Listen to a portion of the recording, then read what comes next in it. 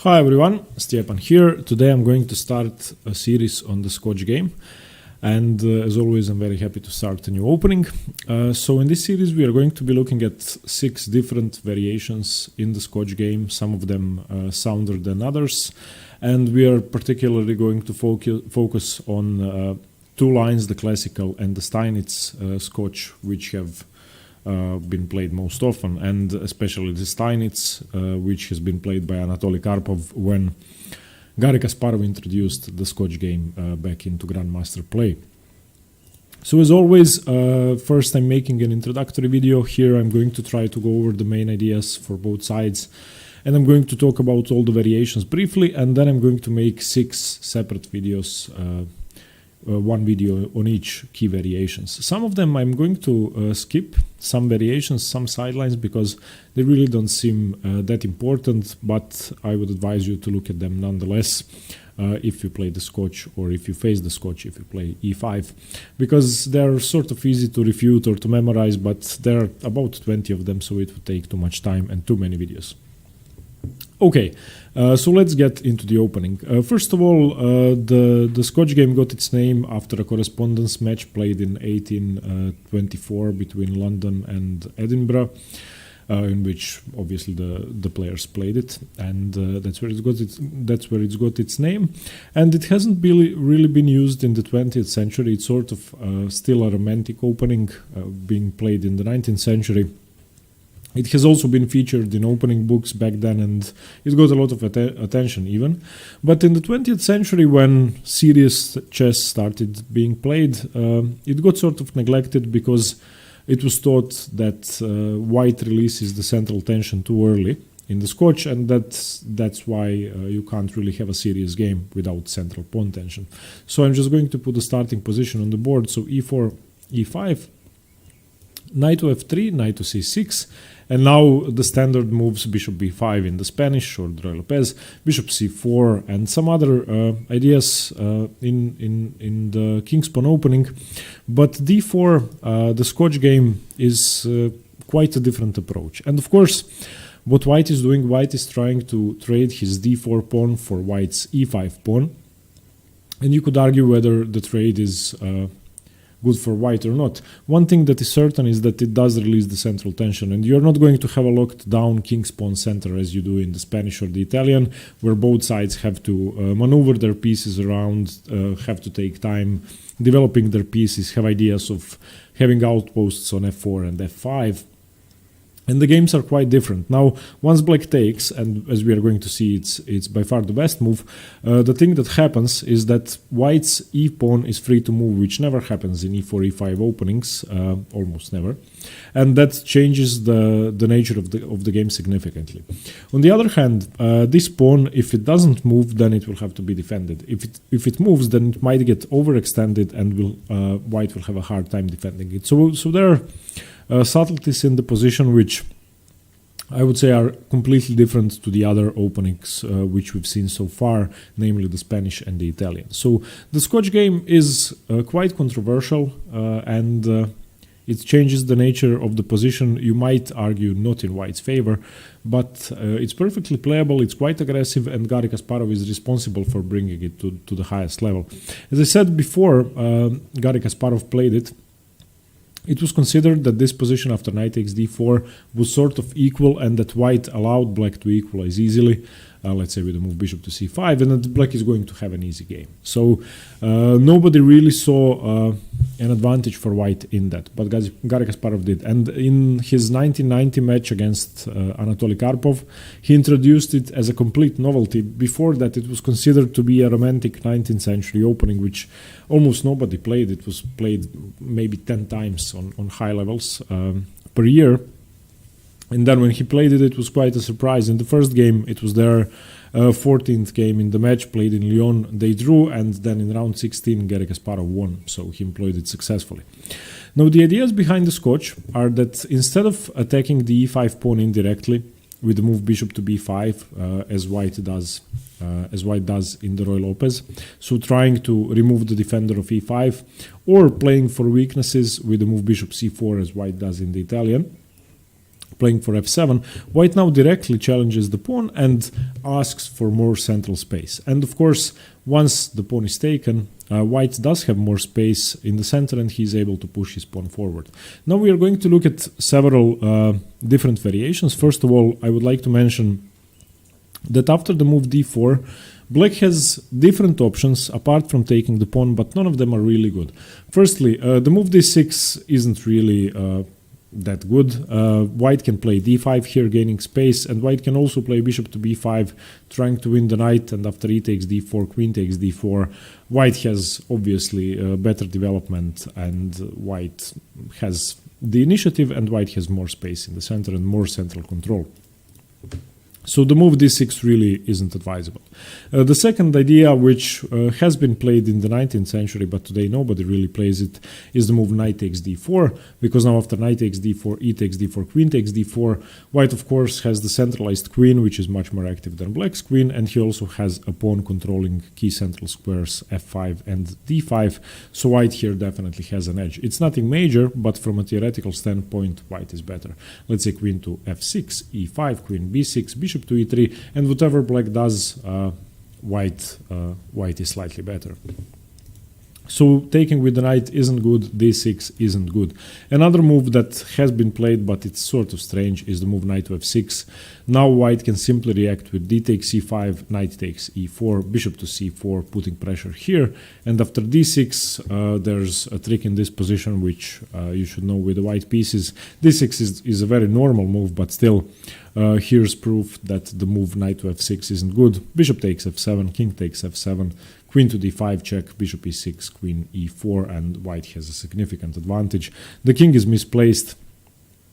The material is equal after black recaptures the pawn, of course, but black is going to have a hard time defending this.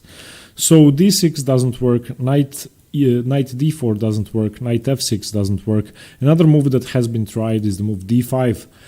This one I actually think is interesting. You might confuse white, but it's definitely no good. After knight takes e5, d e4, bishop b5, pinning the knight, bishop d7, bishop takes, knight c6, bc6, castles. You can see that white has a dream position here. Equal material, ruined pawn structure for black, two isolated doubled pawns, two weaknesses. And of course, e4 is weak. If f5 is played, then the king is weak, and black is basically losing this position. So after d4, no other options really. You have to take the pawn. And now white on the highest level is always going to take back with the knight. You are never going to see anything else on the absolutely highest level. So knight takes d4 is the most sensible move, simply recapturing the pawn and giving black the option to decide. Two other moves which have been played and which are quite popular are two gambit lines, which I like, I have to say. Both produce extremely interesting games, or better say bishop c4 produces interesting games. c3 really isn't justifiable in my opinion. So let's look at c3 first. This is the Gehring gambit. Now black can of course take the pawn or not take the pawn. d5 and takes are two moves here. I think taking on c3 is perfectly fine, winning a pawn. Knight takes c3, bishop b4. Black definitely has good development. It's not as if white is developing all of his pieces with tempo. d6 castles. Okay, white has a lead in development, but black has a pawn and white doesn't have that much to show for it. Still, there are some interesting lines. We are going to look at the variation in a detailed video, because black can of course go wrong after this. A much more interesting move though is the move bishop to c4, and this is the Scotch gambit. This is, well, I actually like this variation, and I'm thinking of picking it up, and I've seen it played. We actually looked at one game today with a 2200 player playing it against a 2350. The player with black pieces won, but he was a stronger player. So here there are two moves, knight f6 and bishop c5. Whatever black does, white gets a dangerous initiative, and black has to know what he is doing. After knight f6, e5 is a natural looking move, d5, bishop b5, knight e4, knight takes d4, bishop d7, bishop c6, bc6, castles. Well, you could argue who's better here. I prefer white because of the structure. And another very interesting move after bishop c4 is bishop c5, which is not as popular as knight to f6, and now white has several options. c3 is the normal option, the main move, but there's a very interesting temporary piece sacrifice with knight to g5. And this black really does have to know well. So here knight to h6 is the main move, and now white sacrifices because of this trick, queen h5, winning the bishop on c5. So now knight x7, bishop f7, check, king takes, queen h5, winning the bishop. And you have a tricky position in which the material is equal, strangely enough. And I would rather have white because of the king safety and because I think it's easier to play, but in practice black scores really well. So this we are going to look at in detail. So those two gambits are what people play unless they take the pawn. And as I said, taking the pawn is the best thing. So now knight takes d4 gives black several options. These several options, well, we are going to look at in detail. We are going to look at bishop c5, knight f6, bishop b4 check, and queen h4. Even though there are some other variations, there's a line with queen f6, there's g6, there's d6, but those are really strange sidelines which white can easily gain an advantage against, so I wouldn't want to go in them in depth, but I would advise you, if you play the Scotch, have a brief look at g6, d6 and queen f6 just to make sure you don't blunder anything. And the two main variations are bishop c5 and knight to f6. One sideline I would like to mention once again is knight takes d4, and now after queen takes d4 we are back to the position we were looking at before, where black captures on move 3. So we have the same position, and this I really wouldn't recommend. Once again, a more active queen for white in the center, and black has nothing in compensation for that. So after knight takes d4, the four moves I want to look at. Firstly, queen to h4. This is a strange variation called the Steinitz variation, named after Wilhelm Steinitz. An aggressive-looking move which puts pressure on the e4 pawn, and it involves, in some positions, a temporary pawn sacrifice for white, which could put black in trouble. However, if white doesn't know what he's doing, it's unlikely that he's going to enter the sacrifice. So let's say knight c3. Now after bishop b4, if I had this position on the board, if I didn't know what to do with white, I would be really scared. The main move might surprise you is bishop to e2, and bishop to e2 simply hangs the pawn. And now after queen takes c4, there's a very strong move here, knight b5, and after bishop takes c3, b takes c3, king to d8 has to be played, and after castles white has an advantage. He has given up a pawn, but has more than enough compensation for that. So queen to h4 has interesting lines like that, so the Steinitz variation is definitely something to look out for, and if white isn't prepared, it could be deadly. Another line which isn't as popular as the two main moves, which we are going to cover, is bishop to b4 check, the Malaniuk variation. And this almost always enters the classical variation with the move c3 interposed for white. White has other options here, of course. White can cover the check with the bishop or with the knight, but has to be careful not to blunder his d4 knight in the process. But the main move is c3, and after c3, bishop c5, you have the classical variation in which, let's imagine that black plays bishop to c5 immediately. Then it's white to move, and white doesn't have the pawn on c3. So this is basically the classical variation, with white already having played c3. Now the debate is whether c3 is a nuisance or a good move. In my opinion, you don't get to develop your knight to c3, which can be a really bad thing. If you have to develop the knight to d2, then your e4 pawn is protected, but your knight is not, and you might hang a pawn there. So it's definitely double-edged and interesting to learn the variation and to know the plans without your knight on c3 as white. So we're going to look at the Malaniuk variation for that reason.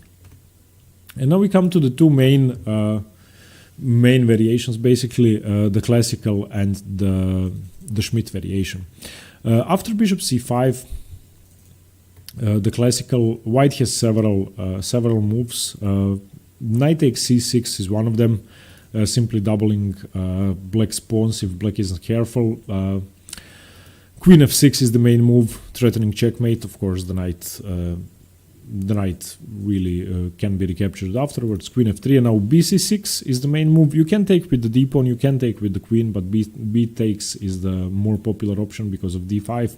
Now let's say knight to d2, and the variation goes on like that. After bishop to c5, other options are knight to b3, playing a sort of Caro-Kann position in reverse on the other side of the board, that is. And now after bishop b6, knight c3, knight f6, bishop g5, h6, bishop h4. Black actually stands well here, and white has to be careful misplacing his pieces away from the center and sort of bringing them into inactive squares. This bishop is now deadly. This one really isn't that good in my opinion. And white knights don't really exert enough influence in my opinion. In fact, the engine thinks that this line with knight to b3 is better for black, which is strange on move 8. And after bishop c5, the main move thought to give white a slight edge is bishop to e3. The interesting thing is that the engines think that the position is equal. So you could argue that if this is the main line of the Scotch, that the opening is slightly unsound, but I think it's fine, and it's really hard to prove that black has already equalized. Queen f6 is the main move, putting even more pressure on the knight, and now c3, once again forcing white to a concession, taking away the c3 square from the knight, knight g to e7, bishop c4, knight e5, bishop e2, saving the bishop, queen g6, castles, d6, and f3. Bishop h3 doesn't work because of rook to f2. And it's a complex position, and in my opinion, white has managed to achieve something, and that something is an imbalanced position in which he's going to have different attacking chances than in normal king's pawn openings, and that's why I find the variation interesting still. I believe that it's perfectly playable for black, and that if black knows what he's doing, the Scotch can be a less deadly weapon than the Roy Lopez or the Italian. If I turn on the engine now, the engine thinks that white has a slight advantage, plus 0.3, so nothing major. And the most interesting, in my opinion, variation, if we come back to this position, knight takes d4, is the move knight to f6. Knight to f6 is called the Schmidt variation, but perhaps it should be called the Kasparov variation, because Kasparov basically developed all the modern theory on the opening. Well, he developed what white should be doing. And in Kasparov-Karpov 1990, this variation became really popular. Afterwards, most grandmasters choose the move knight to f6. They're tied, bishop c5 and knight to f6, but most stronger players choose knight to f6 instead of bishop c5. After the move knight to f6, the line is pretty forced. There are several options. White can continue with knight to c3, entering a peaceful position, but one critical line, which is considered to be very good for white and double-edged, is taking on c6, and after knight takes c6, b takes c6, once again saving the option for d5. White continues with e5, the queen goes to e7, pinning the pawn, the queen defends with e2, the knight goes to d5, and now c4. And this is the starting position. And this has been played by Kasparov and Karpov several times. It has also been played by Jan Timman and several other players in the 90s, and today it's one of the most common lines, as I said, once again, introduced by Garry Kasparov.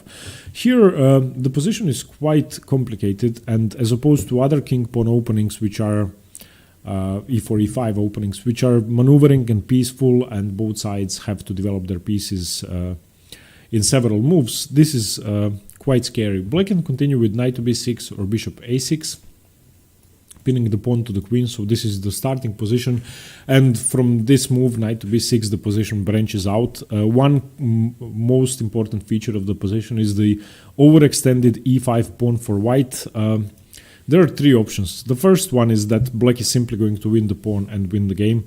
The second is that white is going to be able to defend the pawn successfully and have a maneuvering game. And the third one, which Garry Kasparov wanted to do and often succeeded, is that he got to sacrifice the pawn in the perfect moment to get initiative or time or whatever, and then create a deadly attack. So the game is going to revolve around e5, and whether white is going to use it as a battering ram or if he's going to blunder it and lose the game. So this variation, the Schmidt variation, I think we are going to focus most on, because this is the most critical line. But coming back to the opening, after d4, the Scotch game, I always have had the opinion that it's far less theoretical than Roy Lopez or the Italian game, but it turns out that there's ton of theory to know here, ton of tricks which you could use to defeat your opponents quickly, and fun options for black and for white, and it's quite an extraordinary opening worth learning. Of course, if you play e5, then you face it very often today, and if you play e4, it might be a great surprise weapon to pick up, or even to be used as your main weapon. I think it's very interesting. Okay, 6 more videos. I'm going to create a separate video on each variation listed on the right side of the screen. As I said, we are going to focus most on the Schmidt and the classical variation because they are the soundest. And we are also going to cover bishop c4 and c3, two scary looking but good for black lines. Let me know what you think about the Scotch. Let me know if you have any suggestions. Please leave them in the comments below. Once again, thank you for the support and the comments, and stay tuned for more chess. Bye bye. Thank you. Hi everyone, Stjepan here. I'm going to continue the series on the Scotch game with the Scotch Gambit, which is perhaps the most aggressive way for white to play the Scotch, and in theory it should be fine for black if black knows what he is doing. There are several ways to equalize in most variations, but if black doesn't know what he's doing, he could be in trouble, because as with all gambits, you get the initiative, you get quick development, and you have an attack basically for material, in this case for the pawn. So e4, e5, knight to f3, knight to c6, and now if you haven't seen the introductory video on the Scotch, please do, to make sure you can grasp the basics and the main ideas behind the opening and why white plays what he plays here, the Scotch with d4. I don't want to get into that here.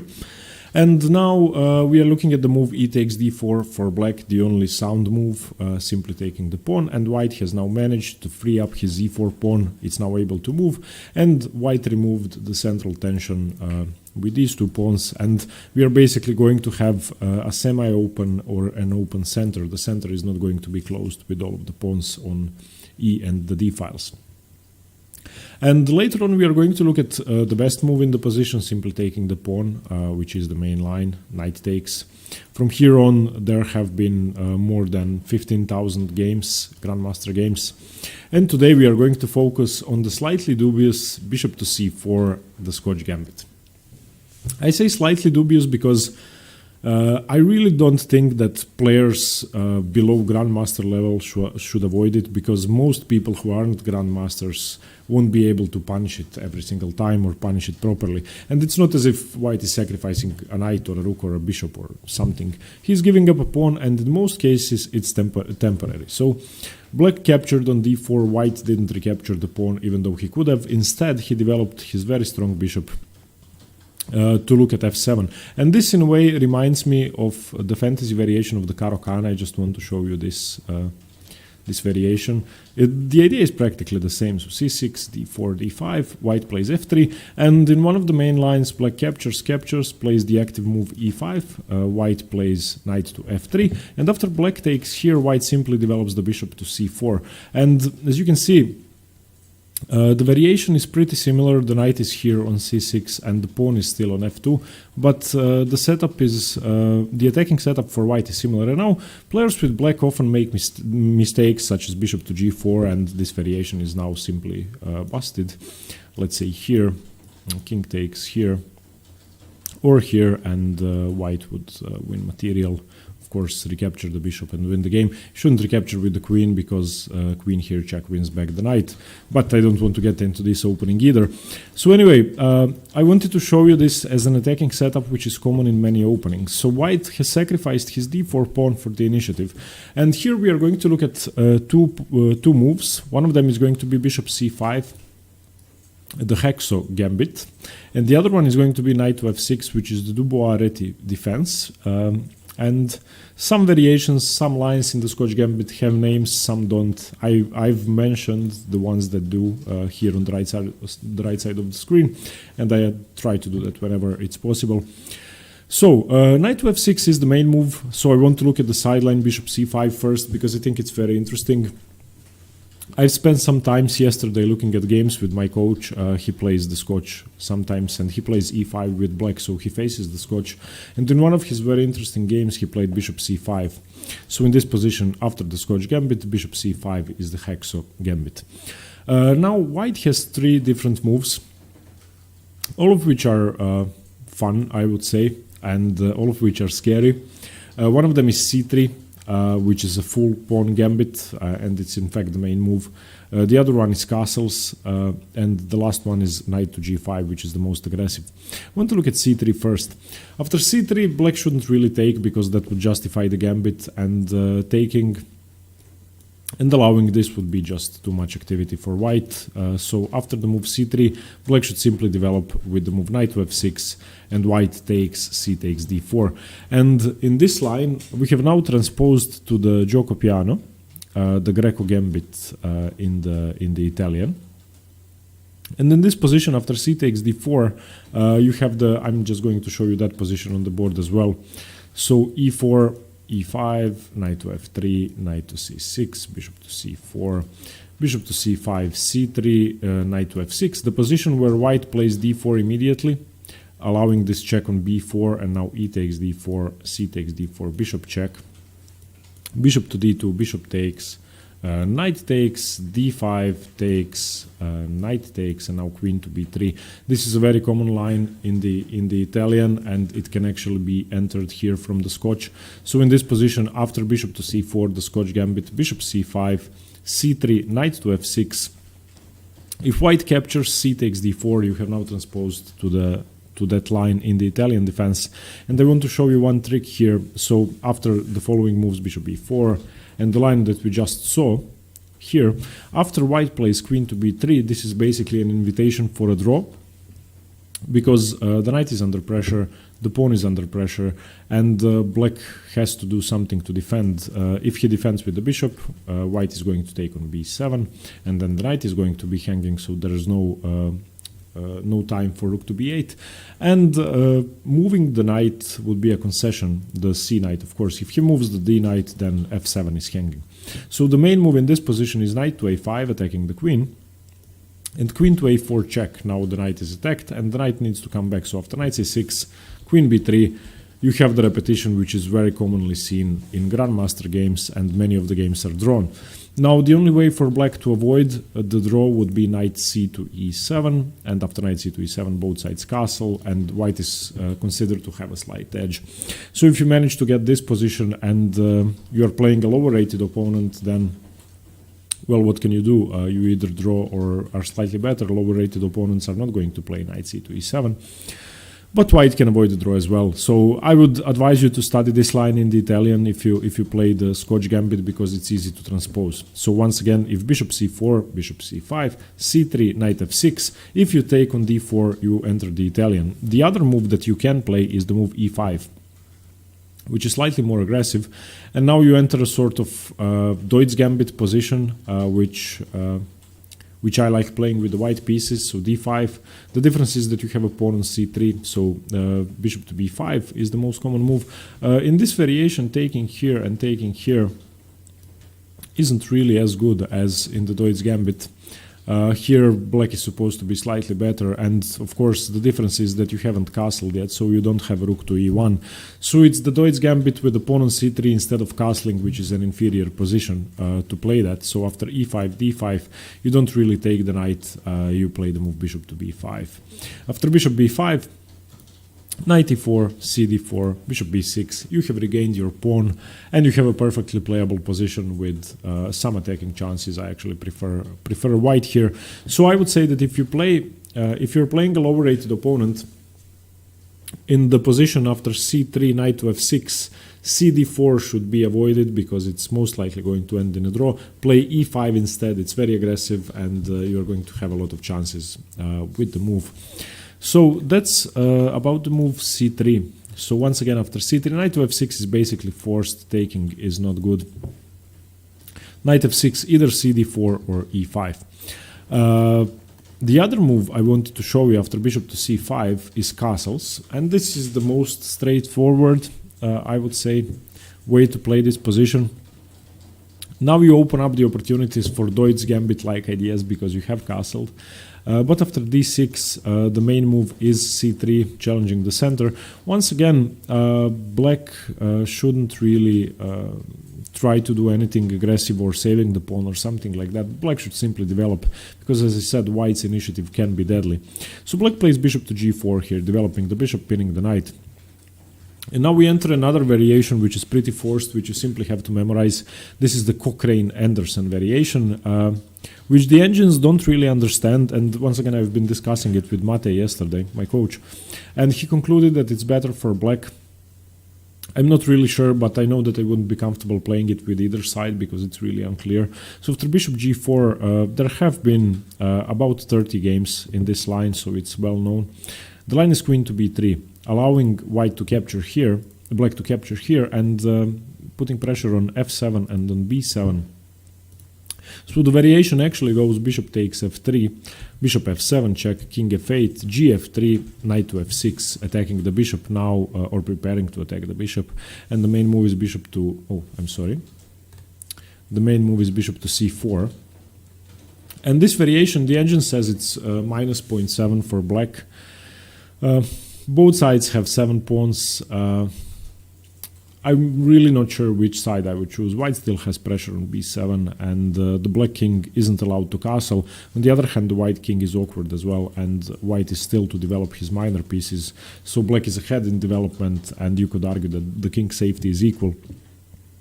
So after bishop c4, bishop c5, if you don't want to enter that variation, castles shouldn't really be played because it's really hard to avoid. So castles, if you know the variation very well, this one after bishop g4, the Cochrane-Anderson, then okay, you can play it and perhaps confuse your opponent. But otherwise, I would recommend after bishop c5, the move c3, which we have just seen, either transposing to the Italian or playing the aggressive e5. Now the third option is really fun, also forced, and also slightly better for black, according to strong players and according to the engines, but it's, in my opinion, more complicated to play for black than for white. The move is the very aggressive knight to g5. This is the Serret variation, simply putting pressure on the f7 pawn. And you might think that knight to h6 defends everything, but it really does not. There's another move, knight to e5, but that's really scary looking because of f4, and you basically lose the game. So the only defense is knight to h6, and now using the geometry of the board and the queen, white sacrifices a piece temporarily. So remember this pattern, knight takes f7, black is forced to take, there's nothing else to do, knight takes f7, now bishop check, black has to take, king takes, queen h5 check, winning the bishop back, and after g6, queen takes c5, you can see that both sides have 7 pawns, black has doubled pawns in the center, and black's king is unable to move, and this is why I believe that it's easier to play for white. On the other hand, the engines will tell you that it's almost -1 for black. So if you can argue with them over the board, please do, and I think that the variation is fine for white, and I actually want to play it for white. I'm not afraid of it. The main move here is either d6 or d5. D6 is more common, queen to b5. Now black's plan is to develop as soon as possible.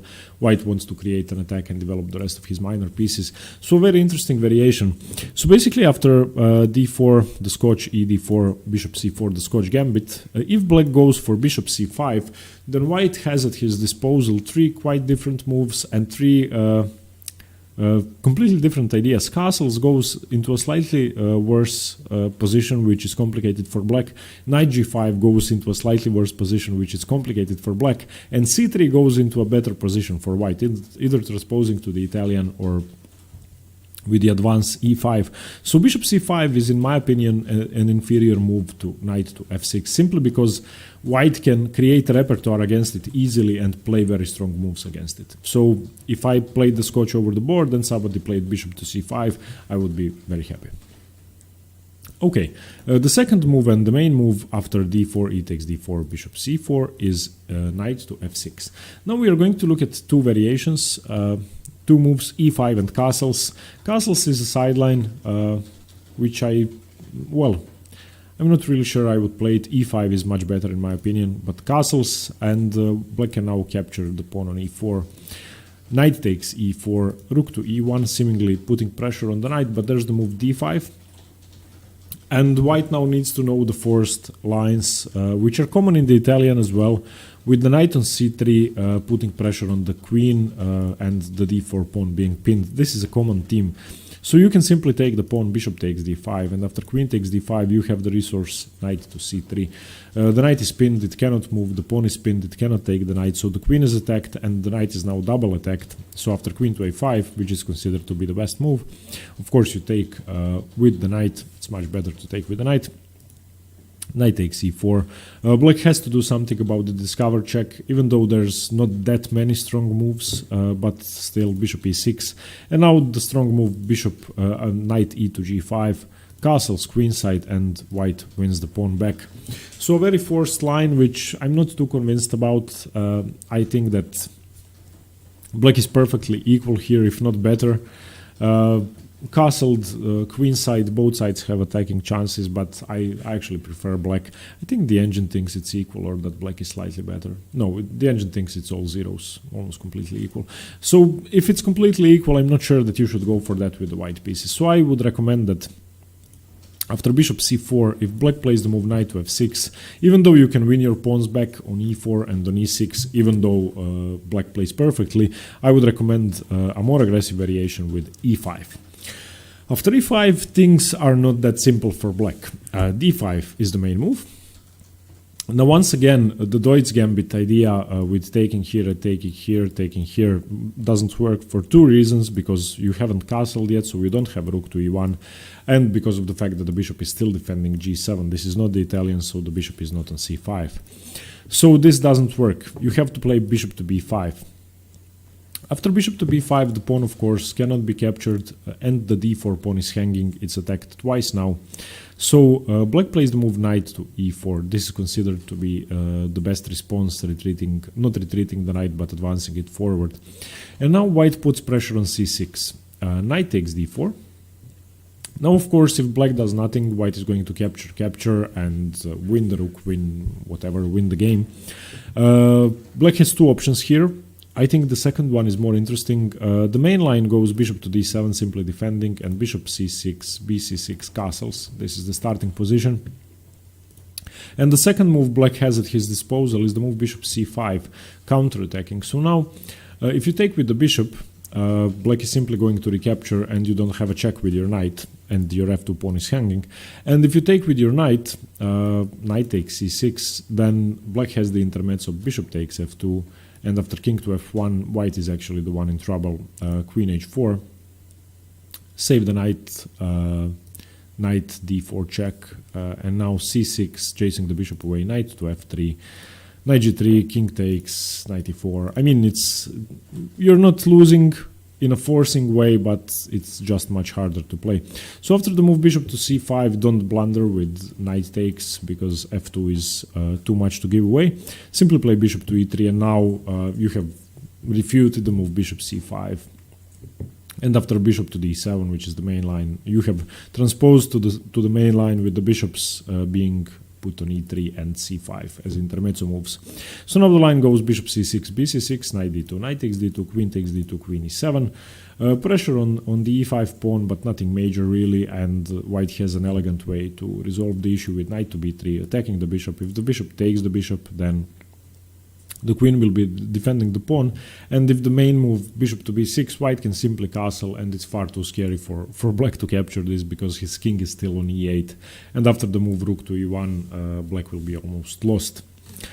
So let's look at the main moves once more. So d4, e takes d4, Scotch gambit, bishop c4. We are now looking at knight to f6, the Dubois-Reti defense. We're looking at the move e5. d5 has to be played, bishop to b5, don't take on f6, it's losing, knight to e4, knight takes d4, putting pressure on c6. Now bishop c5, if bishop c5, bishop e3, if bishop d7, the main line, then bishop takes c6, bc6, castles. And now on the board you have a position with both sides have 7 pawns. Black has doubled pawns on the c-file, but in compensation for that he has the bishop pair. The development is actually equal. white is yet to develop his queen side and black is yet to castle, so not much going on there. As far as attacking plans go, for black, I think the move bishop to c5 is very strong, and especially if white decides to defend the f4 pawn, the e5 pawn with f4, and you have the constant struggle in white's position to save the e5 pawn, and same as with the Schmidt variation, which we are going to look at later on in one of the next videos. White is going to have problems saving the e5 pawn, and he's either going to sacrifice it at the correct moment for the initiative, or simply lose it and basically be worse. So in this position, white wins 31% of the games, black wins 27%, so slightly better for white. A perfectly playable variation, the Scotch Gambit, in my opinion. If this is the main line and this is what you get, a completely equal position. If black plays perfectly, then fine, I'll have it. I like the variation. And as I said, there is room for black to go wrong. And now, let's say bishop c5. Let's just follow the line for a while. Let's turn on the engine. Bishop c5, f3 is the main move here, chasing the knight away. The knight goes to g5, and now you can play f4, but I actually don't like the move f4. I prefer bishop to e3, simply to unpin. Bishop b6 because the bishop was undefended, and now f4, knight back to e4, and now we have the move knight to d2. So we are always counting on the move knight to d2. Just remember to play bishop e3 before that. Always queen takes. And yeah, black has c5, but well, I don't think it's as strong after knight to f3 because you're blocking your bishop. If you play the move c4, then white will have a wonderful square for his pieces, so the main move is d4. And after d4, this is still a pretty forced line. About 60 games in this position. Bishop c6 is the main move, and bishop h4 attacking the queen is the main move. So black has the bishop pair, which is fairly strong, but if he ever wants to activate dark squared bishop, then d4 is going to be weakened. And as I said, I prefer white. So to conclude with, I think that the Scotch Gambit is a perfectly playable pawn sacrifice, which, well, it can be regained most of the time, and even if it's not, I think white has tremendous attacking chances in most lines, and white is perfectly fine. So playable. As I said before, anything below grandmaster level, you really needn't be afraid to play bishop c4. Okay, thanks very much for watching. Let me know what you think about the Scotch Gambit. We are going to continue with the Gehring Gambit tomorrow. And yeah, thanks for the support. Thanks for the kind comments. Stay tuned for more chess. See you later. Bye-bye. Hi everyone, Stjepan here. With today's video I'm going to be finishing the series on the Scotch game, and for the last one I've saved the Schmidt variation, also known as the Mises variation when it gets to the critical point, which is probably the most popular variation of the Scotch at the highest level, and what players with the black pieces choose against the Scotch most often. It is also the opening that Anatoly Karpov chose against Garry Kasparov when he got surprised in their 1990 match in Lyon. In fact, it was played in game 14 when they drew, which is the first time Kasparov played the Scotch in the World Championship, and it was also played in game 16 where Garry Kasparov managed to win. We are going to look at that game at the end of the video. So the Schmidt variation is something that remained as the main weapon against the Scotch on the highest level, and there's probably good reason for that. The variation is very versatile. It gives black tremendous fighting chances, I would say much more than the classical variation which we saw in the previous video. And if you want to go for a win with black against the Scotch, then this should be the variation you choose. On the other hand, white has a lot of chances too. White could go for several different setups, and one thing that's certain is that the games are not going to be boring, which is great. Okay, let's get into the opening. So e4, e5, knight f3, knight c6, d4 the Scotch game, e d4, knight d4, and now black goes for knight to f6. Previously we've been looking at the move bishop to c5, which is the classical. We've also been looking at the move queen to h4. Okay, now the variation branches out with two of white's main moves, knight c3 and knight takes c6. By far the more popular move is knight takes c6, which leads to all the mainline complications. It's the battleground in which Kasparov and Karpov fought in the 1990s. Okay, and knight to c3 is considered to be a sideline, so we are going to look at that first. There are 4 moves that black could play here. Bishop c5 transposes to the classical variation, so we are not going to be looking at that. You can check that out in the previous video. The main move is bishop to b4, pinning the knight. And 2 interesting moves are d6, which is sort of passive, and black accepts the fact that white has an initiative in the center and more space. So bishop b5, pinning the knight, bishop d7, castles, bishop e7. You can see that black's development is sort of on the first 2 ranks. d5 hasn't been played, and it probably will not be played. So this is probably the most passive way to fight knight c3, so I wouldn't recommend it. Instead, after knight to c3, I would either recommend bishop b4, which is the main move, or an interesting sideline with knight takes e4, which might seem tactical, and which is tactical. And if white isn't prepared, then he will either waste a lot of time or go wrong at some point. So after knight takes e4, the correct way to play is to simply take the knight. Knight takes e4, and now the point of the piece sacrifice is queen to e7, and the recapture of the piece is inevitable. f3 saving the knight, but d5 now. Bishop b5 is the best that white can do, trying to win a pawn here, and the rook if black isn't careful, but simply bishop d7 before capturing the knight. And now bishop c6, bc6, castles, d takes e4, rook to e1. This is the best that white can do, and I would say that the position is completely equal. You can see that for the moment white has 6 pawns, black has 7 pawns, but it's going to be hard to defend this central pawn. f5 isn't really a good move in this position, and well, if black is too greedy trying to save his pawns, then he could be in trouble. The engines give this position as better for black, but I think that, yeah, they can't really decide, but if you let it run long enough, it's going to say that it's slightly better for black. So nothing major in the position, and definitely a good variation for black to try and get white out of his preparation. So most players with the white pieces are going to expect bishop b4, and bishop b4 is going to be played in most of the games. Just to give you a point of reference, bishop b4 has been played 4,000 times, and knight takes e4 has been played 40 times. So it's definitely a move which could surprise your opponent. So remember the line with after knight c3, you play knight takes e4. If you want to go for the best variation, then bishop b4 is the line. Now white should continue with knight takes c6, doubling black's pawns, and black recaptures with the b pawn. The point of b takes c6 is that black wants to push d5 through in the position, because if he doesn't, he's going to have less space in the center and less squares for his pieces. So d5 is a plan, and in order to push through with d5, you need to recapture with the b pawn. If you recapture with the d pawn, firstly, white has the option of exchanging the queens and denying you castling rights, which is never pleasant. So that's another thing. And the second thing is the d5 break.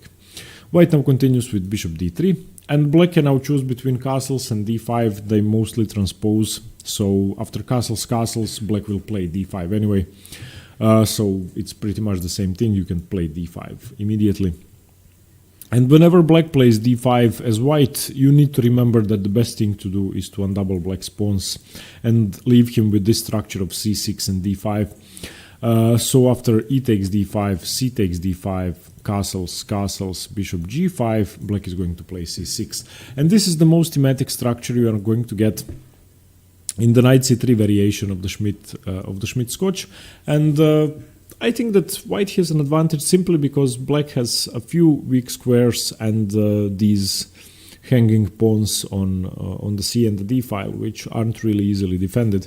If you can imagine the dark squared bishops being traded off, and let's say, for example, you trade these 2 pieces, which could be a strategic plan in this position. You play c3 and put your knight on d3. Let's say you play knight e2, knight d4. If you manage to achieve that position, then you're probably going to be better. The second plan might be, let's say you trade off these pieces, you play c3, b4, knight a4, knight c5, and your knight is going to be a monster on c5. So there are a lot of strategic possibilities for white in this position, while on the other hand, I'm not really sure which plans to suggest for white. And I would always, for black, I would always prefer to have white in this position simply because I find it easier to play. Just for an example, two main moves here are either queen to f3 or knight to a4. Knight to a4 prepares to advance some pieces, and it does go along with this plan of knight c5 in some possibilities. h6, bishop h4, rook to e8, c4 is another way to go, bishop d6, c takes d5, c takes d5, rook to c1, isolating black's pawns. And if you know any plans in the isolated queen-pawn positions, whichever side has the isolated pawn really wants to attack as much as possible and doesn't want to trade off the pieces. And in this position, I can't really find a basis for a strong attack for black. After c6 and the main move queen to f3, black should retreat his bishop to d6, rook f to e1, rook to b8, rook a to b1, h6, bishop f6, queen f6, queen f6, gf6, and you can see that once again white has a better pawn structure and definitely a pleasant position. This is still theory. There are still around 50 games from this position, so still very well known position. And black accepts this position, going into this position, which I don't really understand, because now all you have is two minor pieces. Okay, black does have the bishop pair, but how do you exploit that? White's pawn structure is perfect, while on the other hand, black has probably the worst pawn structure you can imagine. Hanging pawns here, isolated pawns on the A and the H file, and doubled pawns on the F file. So a horrible pawn structure. So my conclusion would be that after the Schmidt variation and knight to c3, white is able to get a pleasant position in most of the variations. And even though it might not be as aggressive as knight takes c6, knight c3 is definitely worth a try, and definitely something that is less theory heavy than knight takes c6, and something that might give you an opening advantage.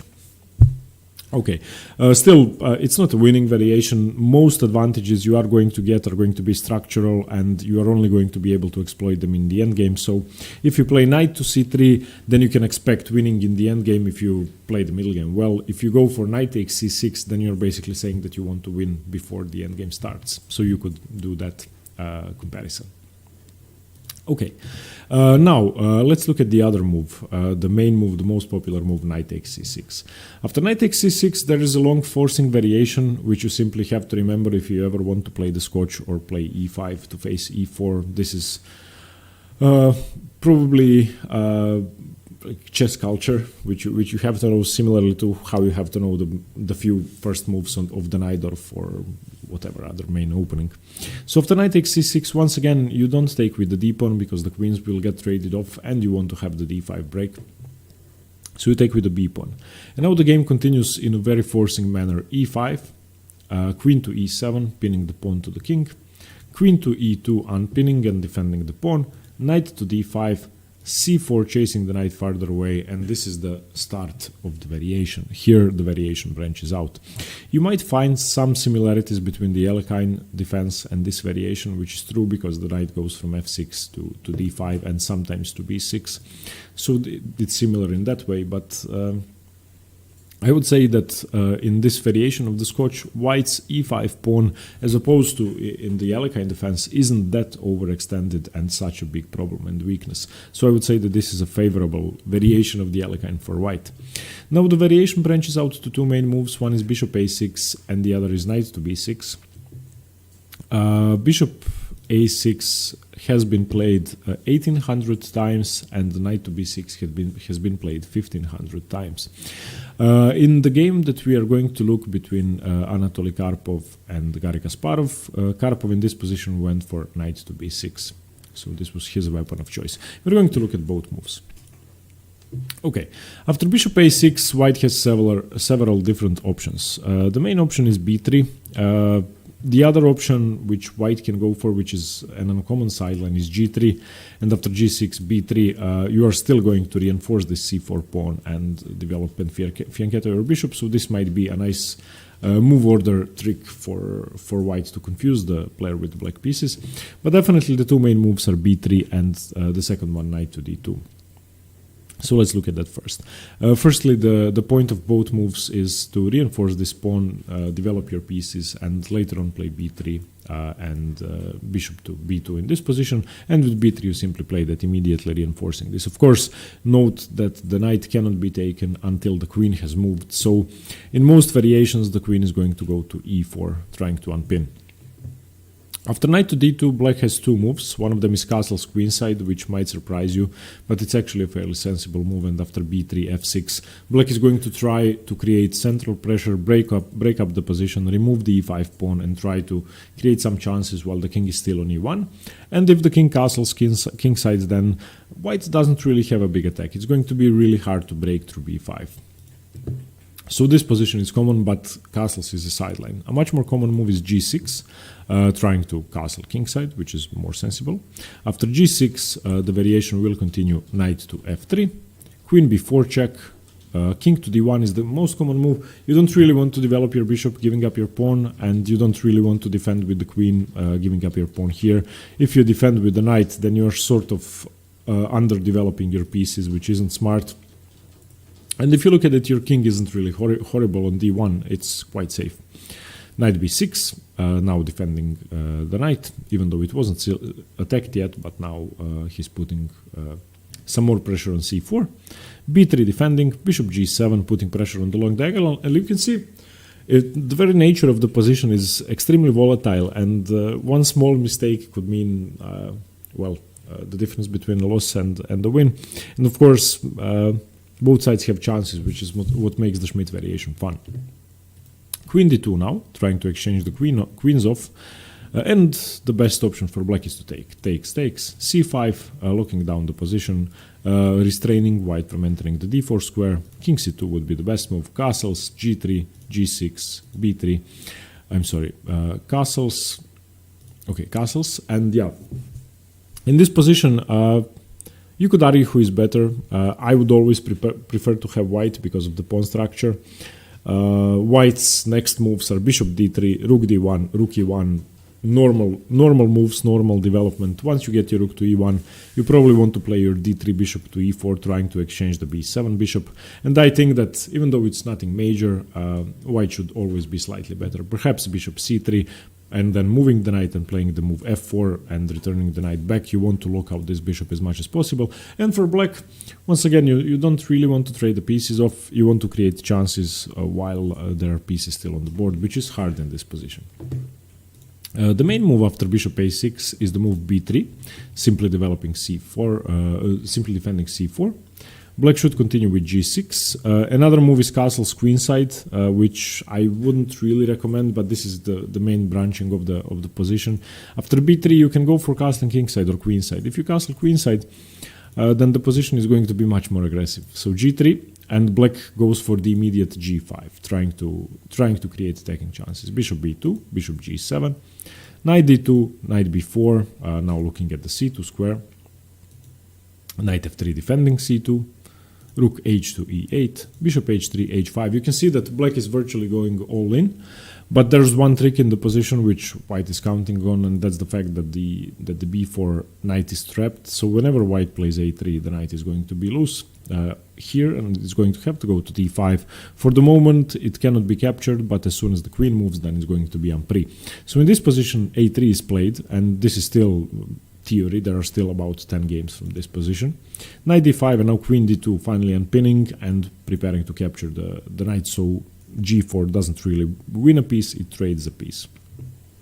You can see that it's really hard for black to retreat anywhere. If he retreats the knight to b6, it's simply going to be a bad piece, and white will have time to retreat one of his pieces. So g4 is played. Queen a5, firstly threatening the bishop along with the knight, but after king b7, cd5, gf3, castles. You get this crazy position in which you can't really say who is better. I would say that it's equal and that you can't really say who is going to win. Okay, so if you want to play a crazy game after b3, castle queenside. If you want a semi-normal position, then go for g6. The idea behind g6 is simply bishop g7 and trying to castle in most cases, or castling queenside once again if you feel like that, which is actually the most common variation which occurs because white doesn't really release the pressure and allow black to play what he wants to play. So the most aggressive way to play here is the move f4. If you want a normal game with the white pieces, then g3, bishop g2 is the way to go.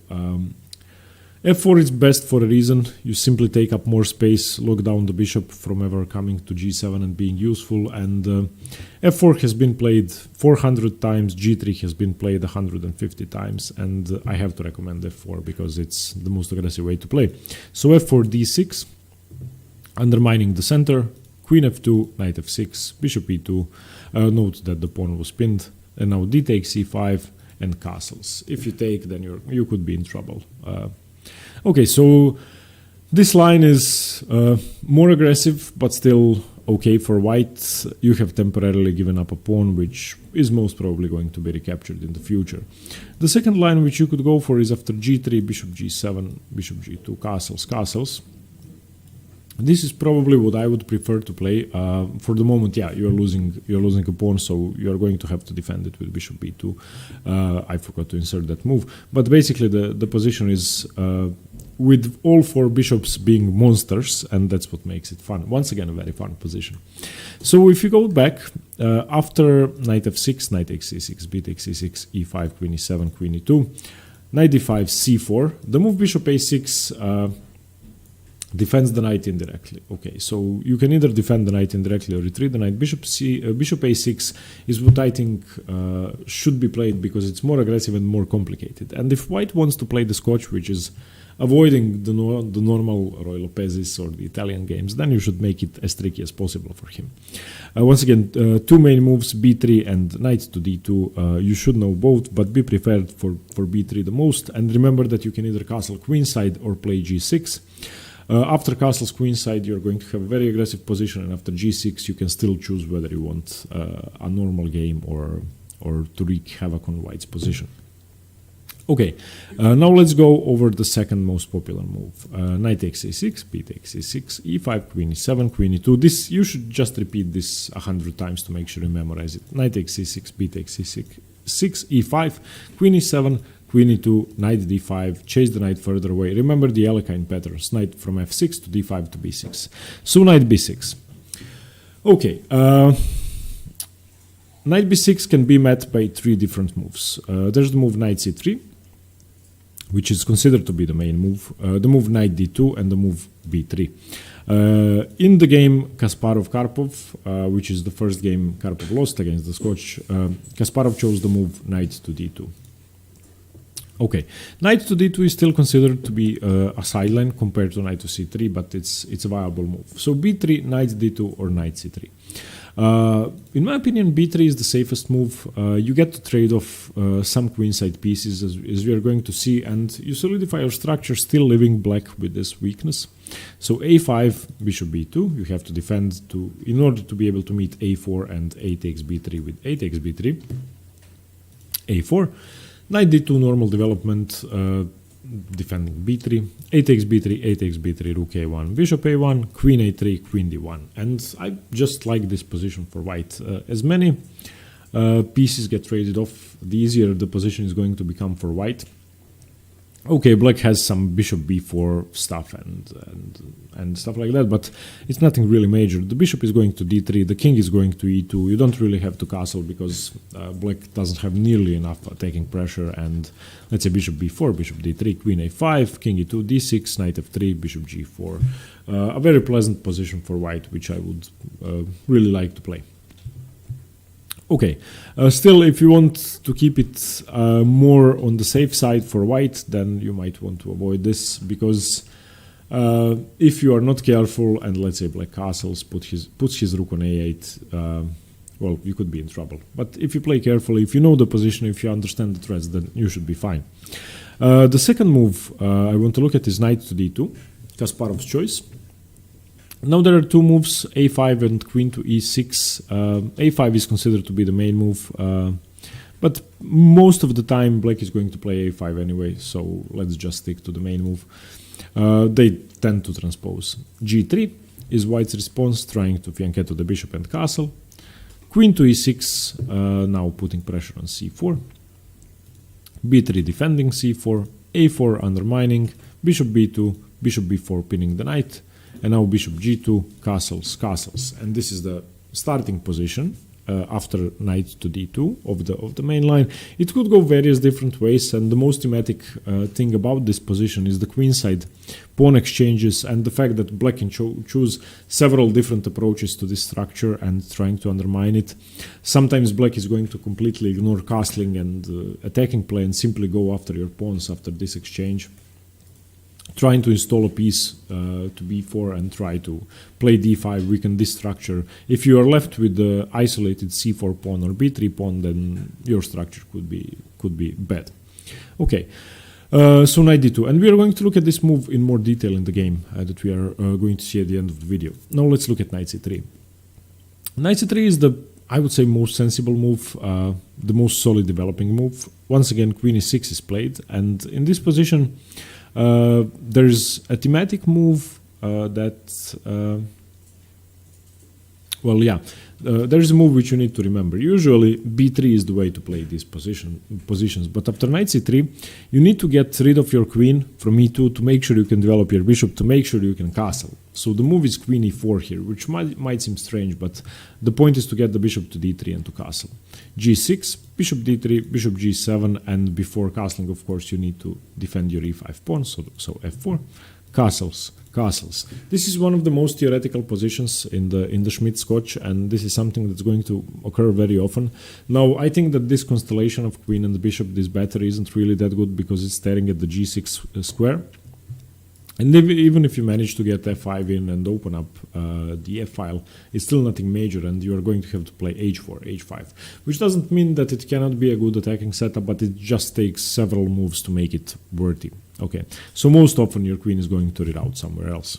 The position could continue with bishop a6, putting pressure on c4, b3 once again, and now d5, the point of b takes c6. And once this happens, cd5, cd5, you once again have this structure which you can try to exploit. Queen to e2, bishop takes d3, queen takes d3, c5. If c6 is played, then black is accepting the structure that we were already discussing. If c5 is played, then black has the option of pushing c4 through and trying to dissolve his pawn weaknesses, which might be favorable. Most often, the position is going to end up with white having the b3 pawn and black having the d5 pawn, so you could argue who is better there. Okay, let's sum up the position. So e4, e5, knight f3, knight c6, d4, e4, knight d4, knight f6. Now the variation which you have to know: knight takes c6, b c6, e5, queen e7, queen e2, knight d5, c4. As black, you can choose between bishop a6 and knight b6. Knight b6 is what the top players choose more often, but bishop a6 is trickier, so choose whichever one you want. After knight b6, you need to be aware of knight c3, knight d2, and b3. And in the positions with bishop a6, b3, and knight to d2 are the two most common moves. So play might seem similar for white in either case, but there are subtle differences which could mean a lot for the position. Now let's look at the game. Kasparov-Karpov. This is game 16 from the 1990 match played in Lyon, France, and the second time that Kasparov chose the Scotch, so it wasn't really a surprise anymore. And the funny thing is that Karpov did manage to survive game 1, they drew, but he didn't survive this one. After knight b6, Kasparov went for knight to d2, and I chose this game just to show you the nature of the position and what really happens in these games. Queen e6 was chosen by Anatoly Karpov. We have b3, a5 undermining the structure as we just looked at, bishop b2, bishop b4 pinning the knight, a3 chasing the bishop away, bishop takes d2, queen takes d2, d5. And as you can see, Karpov chose a slightly different plan, trying to pin the knight immediately to the king and trying to exchange his dark squared bishop instead of trying to fianchetto it. And now he's going to have a free hand on the king side trying to castle, and he's going to be castling first. C takes d5, c takes d5, c takes d5, we have this structure once again. Rook to c1, stopping c5, castles, and now rook takes c7.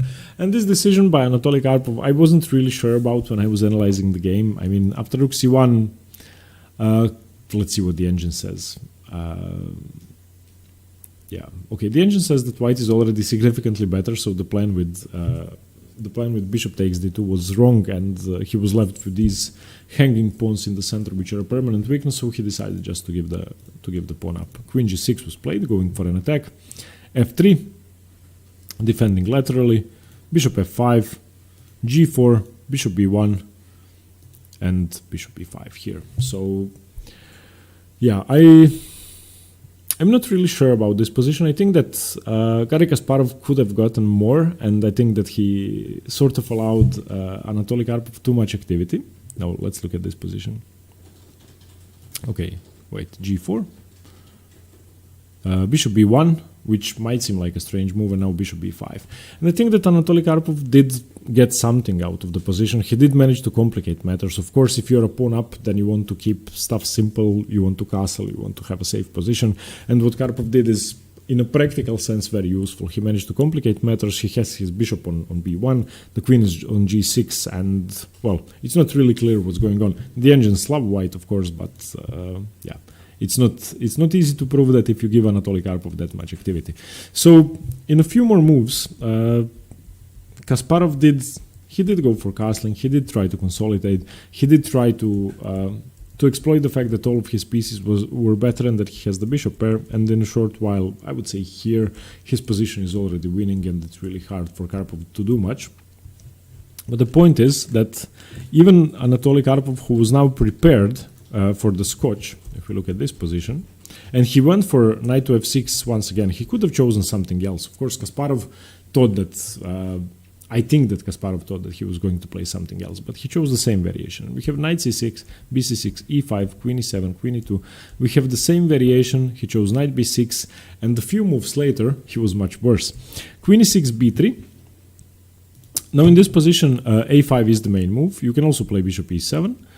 Bishop b2 is the main move, and now a4 should be played. As we were looking at, a4 is the move which doesn't allow white to justify his development of the bishop to b2 and playing b3. If you play the move a4, then you are trying to weaken the structure, you are exchanging the rooks off, and you get some compensation. The move bishop b4 has only been played several times, and white scores pretty well. Okay, a3, bishop takes d2, queen takes d2, and now d5. Once again, a4 could have been chosen, but I think that Anatoly Karpov went for wrong types of exchanges, and he didn't use the thematic possibilities for black in the position. So if you get this, any a4 of course can be met by b4, and let's say even c5. If white manages to get in b4 and c5, then black is going to have permanent weaknesses here. So this game should be used as an example of how on move 13, if you don't follow the correct plans against the Scotch in this variation, you could go wrong. So I would suggest you start with the other games by Garry Kasparov to see how he faces the Schmidt variation. This I wouldn't say is his knowledge of the position. It's more that Karpov went wrong, but still Kasparov used it perfectly. So look at his games. You can also look at games by other grandmasters, and Gawain Jones has played it. Magnus Carlsen played the Scotch. Many players have played the Scotch, so you can find many interesting games. The point is that I think you should study at least 10 games with knight b6 and 10 games with bishop a6 just to decide which variation you want to go for. Okay, sorry if the video was a bit long. It was the most important variation of the Scotch game, and the one which you need to master if you want to play the Scotch or if you want to play e5. Let me know what you think. Thanks very much for the support and for the comments, and stay tuned for more chess. Thanks very much. Bye bye. Hi everyone, Stjepan here. Today I'm going to continue the series on the Scotch game. And I'm going to cover the classical variation, which is one of the two most popular ways for black to play against the Scotch. And the classical with the Schmidt variation are the two most common ways that black can play, and probably the best ways for black to defend against it. So let's get into the opening. Previously we've been covering some gambit lines and some side lines, the Steinitz, with a queen attack early on. And now we are going to focus more on sensible variations, or what you can call the main lines. So after e4, e5, knight to f3, knight to c6, d4 by white, e takes d4, knight takes d4, and now it's black to play, black to choose the variation. In the next video we are going to be covering the Schmidt variation with knight to f6, which is probably the most popular way to play again amongst grandmasters, and it was pioneered by Anatoly Karpov, the modern theory of it, because he was the one who faced Garry Kasparov with his novelty, the Scotch, and Anatoly Karpov used knight to f6 exclusively as his defense. So this is going to be another detailed video, and today we are going to focus on bishop to c5, which is the classical variation. Now, in the live book, there have been around 6,000 games with bishop c5 and around 6,000 games with knight to f6, so they're played about the same. And after bishop to c5, white usually holds a slight edge, and white wins about 30% of the games, a bit more, and around 40 to 50% of the games are draws. So white should have a slight advantage here. I'm sorry, I just had to turn off my phone. Okay, so bishop to c5 should be slightly favorable for white. Still, yeah, it's a playable variation for black. It's aggressive. It develops the bishop to the most sensible square, and it puts the question to white as to what he wants to do with his knight. Now, if you play knight to f6, the Schmidt variation, you are putting pressure on the e4 pawn, but bishop to c5 is a threat which is even more direct. Now, of course, with the move bishop to c5, you are giving white the immediate option of capturing on c6, which is one of the three moves which we are going to cover. And knight takes c6 leads to the so-called intermezzo variation, because black doesn't simply recapture, black plays queen to f6. And you also give white the option to retreat and to defend. So this is, if you don't know it, a very complex position to face, and over the board you might not be sure what to do. In reality, all three options are fine. You can retreat, defend, or exchange, but they lead to completely different positions. I would say that the move knight to b3 is the worst option for white, because it sort of gives the initiative to black. We are going to cover that move first, because once you move your knight to the edge of the board to b3, you are sort of leaving this bishop open, and yeah, I would prefer to have black in that position. You have a lead in development. You are to play after knight to b3. Of course, you need to move your bishop back to b6. But still, if white isn't careful, this knight is going to be out of play, and the bishop is going to be too strong. As for the move knight takes c6, I don't think that's the best option either, because once again you activate some of the black pieces. You do ruin his pawn structure, and in the long run that might prove useful whichever way black takes, either with the d pawn or with the b pawn. But I don't think that that's advantage enough for white. I think that the main line in the classical Scotch should be played, and that's bishop to e3, simply defending the knight. And after bishop to e3, firstly you develop your piece. Secondly, you sort of stand your ground in the center. You don't allow black to bully you and to force your pieces away or force an exchange. So okay, let's look at knight to b3 first. This is the Potter variation. After knight to b3, similar to what happens in the Caro-Kann with bishop f5, the knight forces the bishop away. The bishop moves back to g6. In this example, the bishop moves back to b6, so back to safety. And as opposed to the Caro-Kann, where white usually castles short, and when he castles long, he has a deadly attack on your king side. Here, white is most often going to castle king side, and you are going to have some pressure against the king with this bishop. This is one of the best pieces on the board. Of course, white can, in most variations, play the move bishop to e3 and try to exchange. But for now, I would say that this minor piece is the best one on the board. Okay, knight to c3 by white. One variation I would like to mention before I go on, after knight takes d4, is the Malanyuk variation, where black plays bishop to b4 check instead of bishop to c5.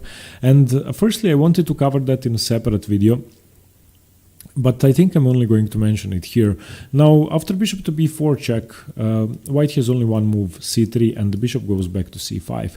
And after bishop to c5, you have the same variation with the pawn on c3. And the point of bishop b4 check is that black is depriving white's knight the c3 square. So he argues that that's the best way to play. After the move bishop e3, after the move bishop e3 for white and the move bishop to b6, you sort of have a similar variation with the pawn inserted on c3. Now in this variation, after knight to b3, bishop to b6, knight to c3, knight to f6 is played by black, the situation is different, and you can see that white did manage to develop his knight to c3, which is a very strong central piece. So after knight takes d4, one idea which could confuse the normal Scotch player is the Maleniuk variation, which isn't that common, and this variation where he has to play c3. If he plays knight to c3, you transpose to the Schmidt variation, which is a slightly better game for black here with knight to c3. So c3 basically has to be played, and after knight to c5, bishop e3, bishop b6. Of course, there's no knight c3, so you could argue that black did manage to accomplish something. But let's go back. Knight takes d4, bishop c5 without bishop b4 check. Knight b3, bishop b6, and now knight c3. Of course, there is no way that white is going to play the move c3 here, which sort of makes the Maleniuk variation very strong. So, okay, knight b3, bishop b6, knight c3. And here, black can choose between two different options. After knight to f6, you have something similar to the Schmidt with knight to f6. And d6 is the second most popular move. One other sideline I would like to mention after knight to c3 is the move queen to f6, which isn't something players with white have to be concerned about, but still it should be given a mention. After queen to f6, the main move is queen to e2, simply defending, and after knight g to e7, white can either go for the variation with g3, bishop g2, which isn't that good. I think that much better is simply bishop e3, and after the exchange to castle queenside. Your knights provide ample support for your king, and it's really hard to break through for black.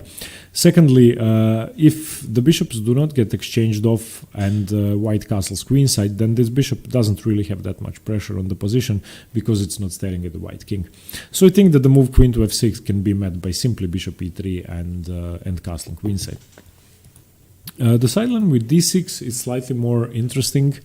Queen to e2 should still be the continuation, preparing to castle queenside. Knight g to e7, bishop e3. White goes for the same plan, and nothing has really changed, and that's why you can see that the move queen to f6 isn't really that dangerous. Castles, and here you have the sort of initial position of the Potter with d6, which I think is fine for white. I think this is one of the best ways the game could go for white, because you have a lot of chances and you have a lot of attacking possibilities for both sides. White has some thematic breaks here with f5, but white can counterattack with f4, f takes e4, g3, preparing to recapture the pawn later on. Nothing really major going on in the position, and this pawn advance does help white's attack. Okay, so the move after knight to c3, the move d6 is okay for black, but as I said, white has his common plan of castling queenside and attacking as soon as possible. So I believe that in this position I would rather have white.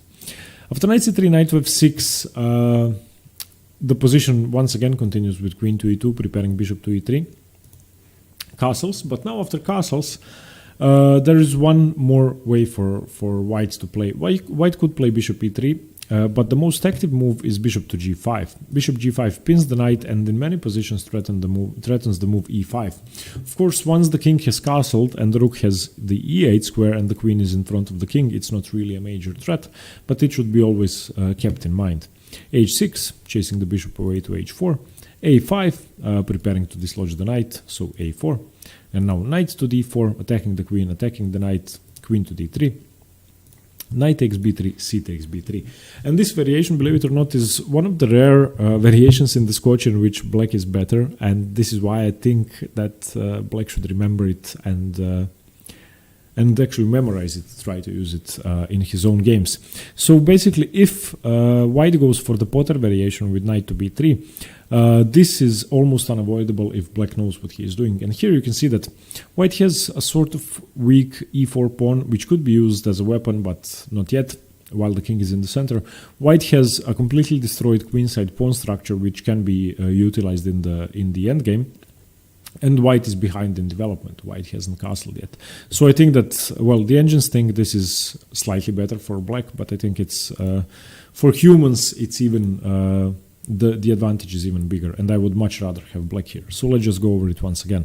So after knight takes d4, bishop c5, the classical. If white plays knight to b3, I would advise bishop b6, of course, and after knight to c3, the move knight to f6. Preparing to castle as soon as possible and trying to provoke the move bishop g5, which doesn't really do much. Queen e2, castles, bishop g5, h6, chase the bishop away to h4, and now continue with a5, provoking the move a4.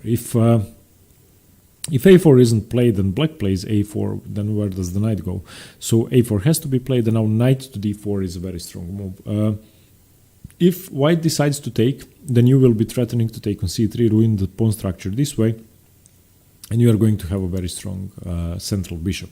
Okay, so that would be the Potter variation, which I wanted to show first because it's the rarest continuation. After the move bishop c5, there have been 1200 games with knight to b3, 2400 games with bishop e3, and 2200 games with knight takes c6. So knight to b3 is a seldom played line compared to the other two.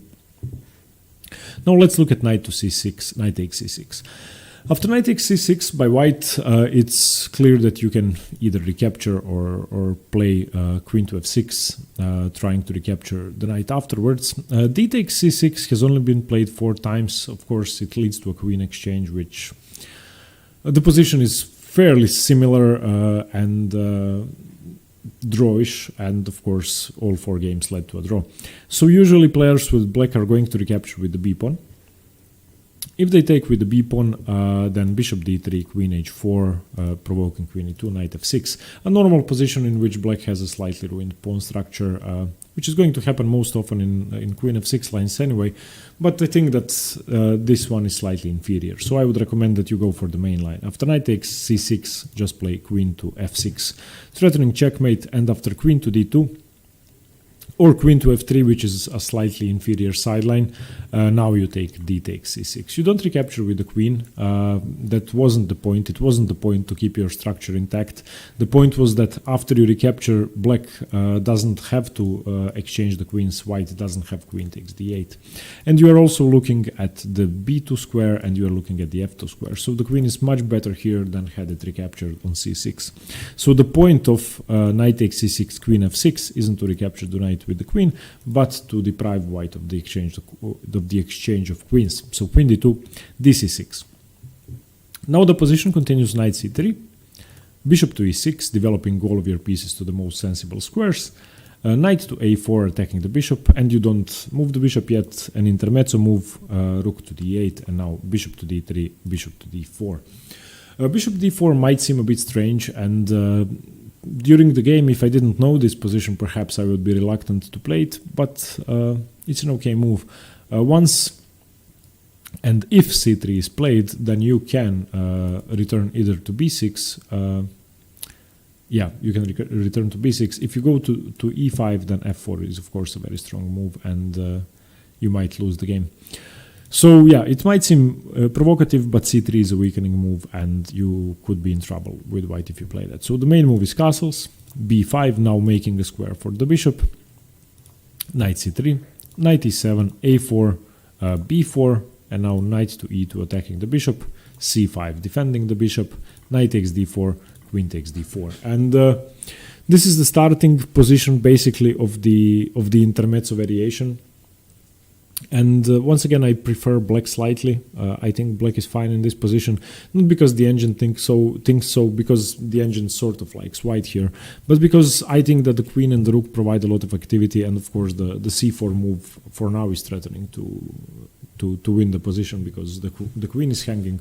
And I think that there are a lot more attacking prospects for black than there are for white. If you turn on the engine, this is supposed to be almost +1 for white. But as I said, I think it's easier to play for black. So let's just go over the variation once again. So from the top, e4, e5, knight f3, knight c6, d4, e takes d4, knight takes d4, bishop c5, the classical. And we were looking at the move knight takes c6. Remember not to recapture immediately unless you really want to draw. Then you can take dc. But white is just going to exchange the queens off and be slightly better. Queen f6 is much better try. Queen d2 defending.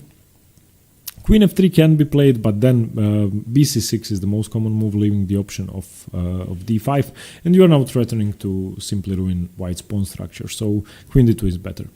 dc6, knight c3 by white, bishop e6, knight a4, rook d8, bishop d3, bishop d4 castles, b5 chasing the knight away, knight c3, knight to e7, a4. If a4 isn't played, then black sort of gets a free hand on the queen side, so a4 is a critical move. b4, knight e2 and c5. This is the position you need to remember. An exchange happens, queen takes d4, and white needs to sort out the problem of the pin immediately, and yeah, black stands according to the engines worse, but I think for humans it's easier to play. Okay, now let's look at the main move. The main move is bishop to e3. Bishop to e3 simply defends the knight. And now you get to play a tempo move, sort of queen to f6, putting further pressure on the knight. And the move which is played now is c3. And you might wonder, well, doesn't this resemble the Malanyuk variation? I was looking at the position for a long time, and if you remember the Malanyuk variation, let's get back, knight takes d4. So bishop check, c3 here. After bishop to c5, the main move is bishop to e3. And now, in the same position, black doesn't play the move queen to f6. This has actually never been played. Black plays the move bishop to b6. Guarding the bishop, and I was wondering why that is so, and I figured that after c3 has been played in the Malanyuk variation, where c3 is played immediately, it doesn't really make sense to play queen to f6, even though the position is completely identical. If you look at this is the Malanyuk variation, bishop b4, c3, bishop c5, bishop e3, queen to f6, the Malanyuk variation. And now let's look at the classical variation, knight takes d4, bishop c5, bishop e3, queen f6, c3. It's a completely identical position. The point is that in the Malanyuk variation, where c3 has been played early, black doesn't continue with the move queen to f6 because the knight is already defended. In the classical, after bishop to e3, queen to f6, white only now plays c3, and black basically wishes that his queen weren't developed to f6, but that he can now have an extra move to play something else. If that makes any sense. It was complicated for me too, but I did manage to figure it out after a while. So basically the move queen to f6 provokes c3 once again, and after c3 has been played, black wishes that he can just go back. So in some sense the move queen to f6 doesn't really work. And I was looking, well, what are some other moves which black can play here? And basically bishop to b6 is the second most popular option, but queen f6 has been played 2300 times, bishop b6 has been played 65 times. So by far the most popular move is to provoke c3. So after queen f6, c3 is provoked, and now you continue with knight g to e7, leaving your queen on f6. Okay, after knight g to e7, white should continue playing active chess, because in this line, after bishop c5, since you didn't go for knight to b3 or taking, you decided to go for bishop e3. Then after queen f6, c3, knight g to e7, you should keep playing active chess. And then bishop to c4 makes a lot of sense, trying to put pressure on black's position. And this is where the main line of the classical Scotch branches out. There are three moves for black here, and all three are interesting. I just want to mention a sideline first, which sort of seems scary but is playable, and that's the move b6. After b6, it's clear that you want to fianchetto your light squared bishop on b7, putting pressure on the e4 pawn and on the long diagonal. White should simply castle, and after bishop b7, continue with f4, expanding on the king side, which now does make it harder for black to castle kingside, because these pawns do look fairly scary. Instead of that, black castles queenside, and this is, I think, the most aggressive variation of the Scotch, apart from the gambit lines, which we have been covering in the previous videos. I think that this position is so rich, and so there's so much attacking potential for both sides, and it's so easy to lose it for both sides. Firstly, white has these tremendously strong pawns on f4 and e4, which could end up winning a piece in a matter of moves.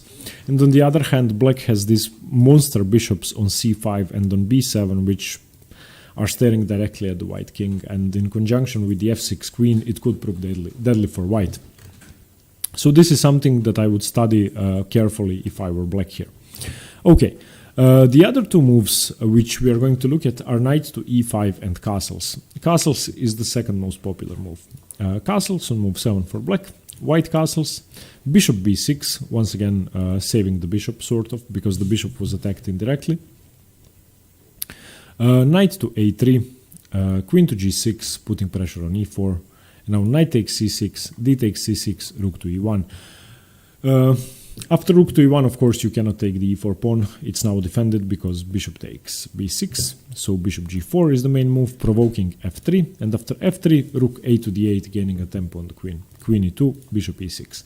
And this is, I would say, the starting position after castles.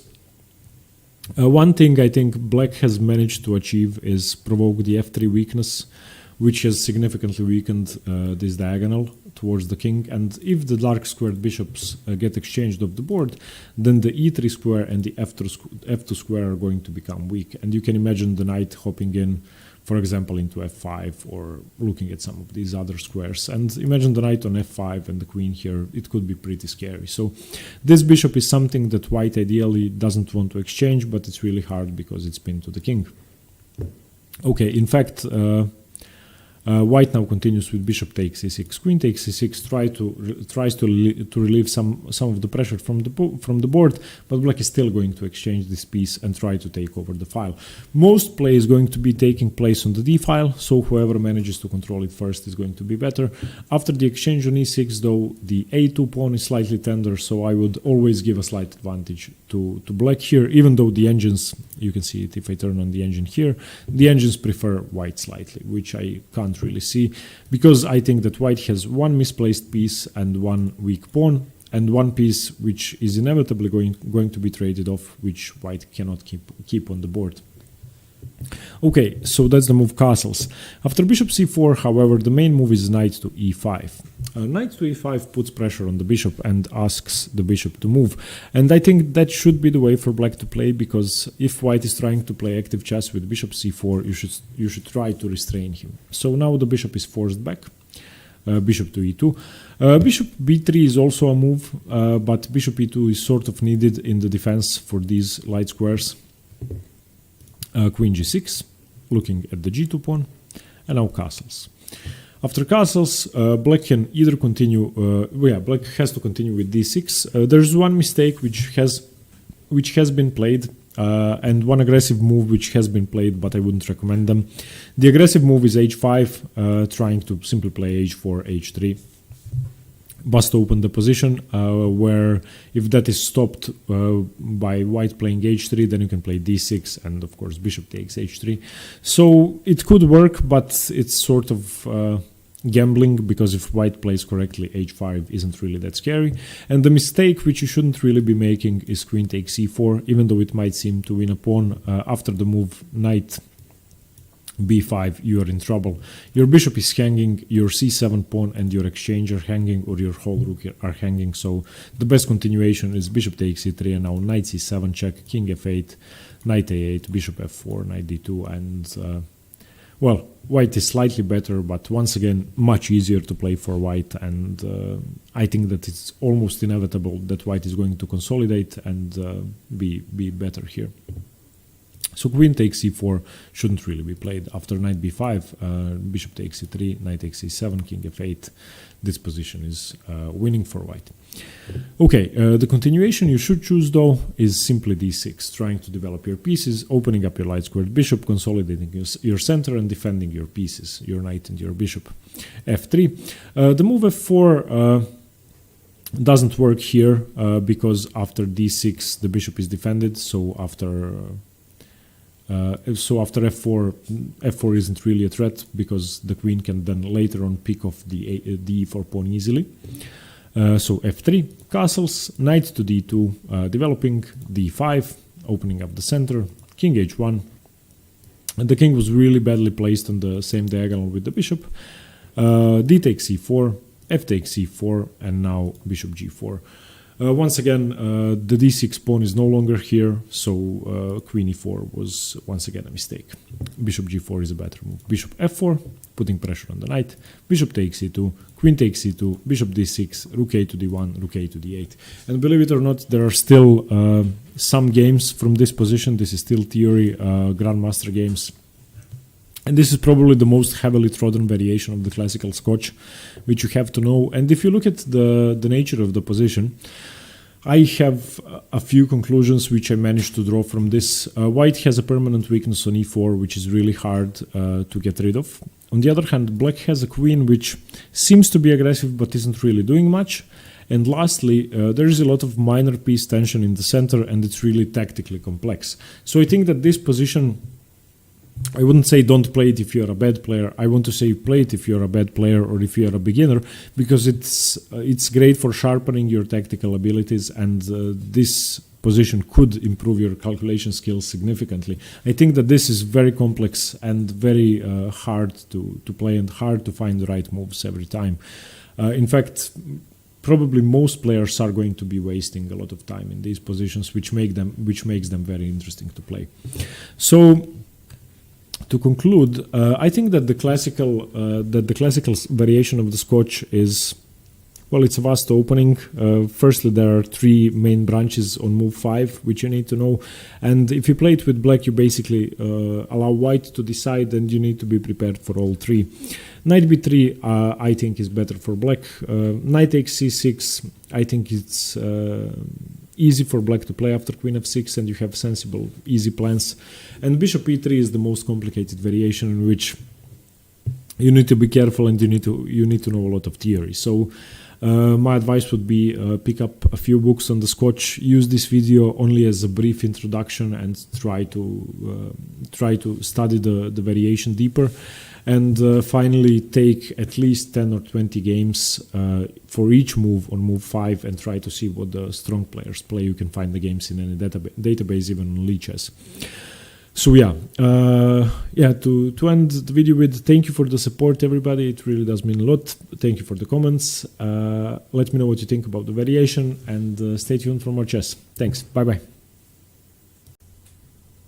Hi everyone, Stepan here. I'm going to continue covering the Scotch defense with the Steinitz variation, which is a strange sideline which almost nobody plays, but still I think you have to be prepared for the move because it can be tricky to face. And as you can notice, I'm not home or in the office. I actually came for a holiday with my work colleagues this weekend, so we are in the beautiful island of Brač. And you can see some of my friends here lighting a fire and walking around. I actually want to show you what it looks like here. I'm on a beautiful terrace here overlooking the sea, and down here they're starting the barbecue and stuff. So I chose the Steinitz variation because it's simpler than the others, and I want to have a simple video to make while on holiday over the weekend. Then I'm preparing for the Croatian Cup finals, which are starting on Tuesday. So I'm going to have hard games next week. I'll probably be playing 4 games. I'm the substitution in our team. We have Leon Levajic, a young international master, on board 1, almost 2500. Matej, my coach, is board 2, 2370. And we have 1 international master and 1 FIDE master playing boards 3 and 4. And I'm going to be the substitution playing on board 4. In some of the games last year, I scored 75%. I had 3 out of 4, which was good. You can actually find the videos in the Road to GM series. And this year, I think it's going to be a bit harder than last year, because I'm probably going to be playing a bit higher rated opponents. But still, we took a break from work this weekend, came to Brač, and now I'm preparing for the tournament, and they're making barbecue. Okay, so the Steinitz variation, let's get into it. As I said, it's a sideline after e4, e5, knight f3, knight c6, d4, e d4, knight d4. We are now looking at the main move. So far, after e takes d4, we have been looking at the gambit lines with bishop to c4, the Scotch gambit, and c3, the Gehring gambit. And from now, we're going to be covering knight takes d4, which is the most sensible move and the best move for white in the Scotch, simply recapturing the pawn right away. And now we can see the main feature of the Scotch game. The fact that black no longer has the e5 pawn helps white control the center, of course. And now you can see that the e4 pawn is exerting pressure on f5 and on d5.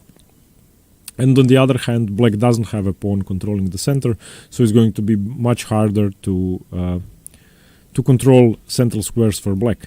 What else happened after the Scotch game, the move d4 and e takes d4, is that we now have an almost semi-open center. Both files are semi-open, and you no longer have the tension in the center with the two central pawns, so it's much easier to develop the pieces. You don't have to maneuver around.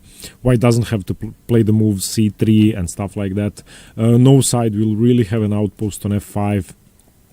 And normal plans that you see in king pawn openings, such as the Italian or the Spanish, don't work. White isn't going to be remaneuvering his knight over to g3. Black isn't going to be playing e7 and then g6, bishop f8, bishop g7 and stuff like that. So there are no slow maneuvering plans. Both sides have diagonals to develop to. Both sides have chances for an attack, and the Scotch is a very open opening, and you have an open center with much quicker games, I would say, than in the Italian or in the Spanish. And we are going to look at the normal moves from this position. We are going to look at bishop c5, bishop f6, and bishop to b4 check, which are the three most common moves. And in this video, we are going to focus on the Steinitz variation, which is a sideline, but it can be deadly. And that's the move queen to h4. Queen to h4 is a simple-looking move you would expect from a beginner player, perhaps, because it sort of doesn't go along with the classical chess principles. It develops the queen too early with a very simple threat of capturing the e4 pawn. And once you think about it, the e4 pawn is really not so easy to defend.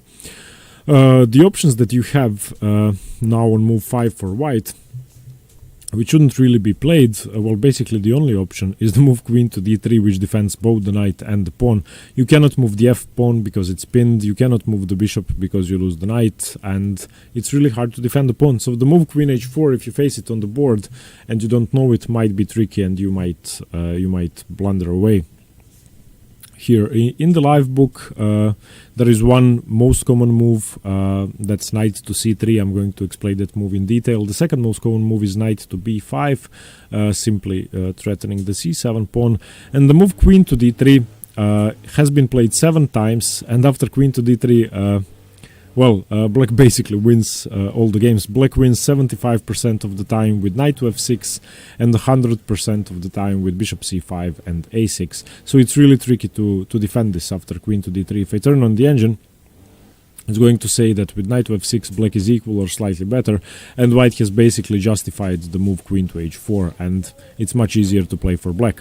So we are going to be focusing on knight to c3 and bishop on knight to c3 and knight to b5. By the way, sorry about the noise. It seems that some of the neighbors are drilling something or doing construction. I'm not sure.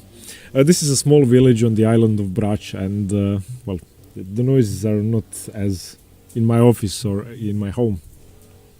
So okay, let's continue. So queen to h4, let's look at knight to b5 first, because that's a sideline. Queen to h4, knight to b5. Knight to b5 is a counter threat. If black takes, which he's going to do in almost every variation, then white will play simply bishop to e2, accept being a pawn down, and try to go on from there. Black doesn't have time to do much more because of the c7 threat. So after bishop to b5, there are two most common moves. Knight to b5, I'm sorry. There is bishop b4 check and bishop c5. Bishop b4 check puts white in check, so white doesn't have time to take on c7. White defends with bishop to d2, and now the e4 pawn is ampri, of course, so queen takes e4. After queen takes e4, white continues his development, and black now has to react to the threat. He has to play king to d8.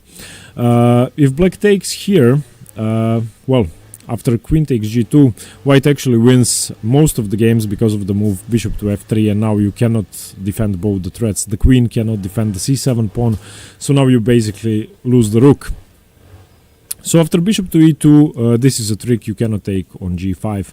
You can try and play queen to g5, queen to e5, but I think f4 would chase the queen further away and you are in trouble once again.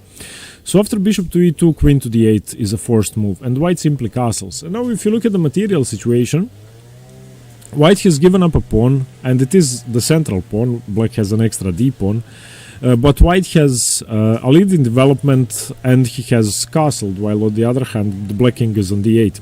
Once again, I'm sorry about this, I'm not sure what they are doing. I think they might be cutting the grass or something. Yeah, I hope the sound is okay. I actually have no room inside to record, so I have to be outside. Okay.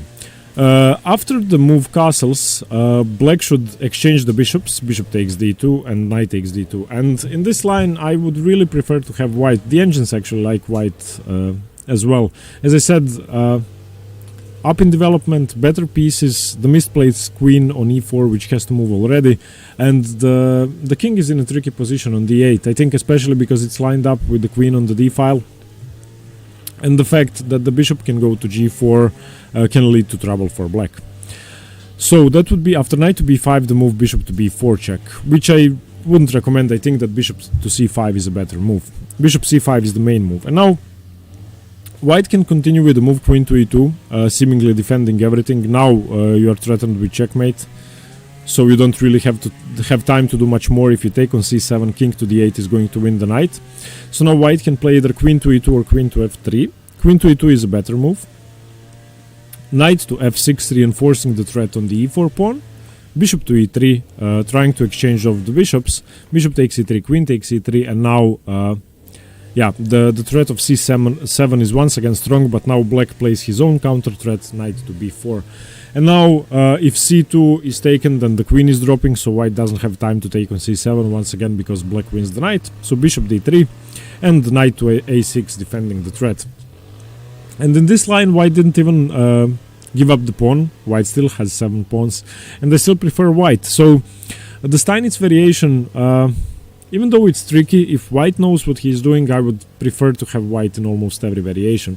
Let's look at that once more. So now we are looking at, after knight takes d4, queen to h4, we are looking at the move knight to b5. I think that if you know what to do against the Steinitz Scotch, then, and if you are aware that you can give up the e4 pawn, then you are going to be better or fine or at least equal. If you try to defend the pawn, then you can be in trouble. So bishop c5 is the best option. I would say queen to e2 should be your response. Knight to f6, bishop e3, bishop takes e3, queen takes e3, knight to b4 attacking c2, and now bishop d3 defending, knight a6 defending. And if this is the start variation, you could argue that this knight is misplaced now that c7 is defended, but I would argue that the a6 knight is much worse and that the bishop on c8 is much worse than the bishop on d3. So I would prefer to have white. Now let's look at the main move.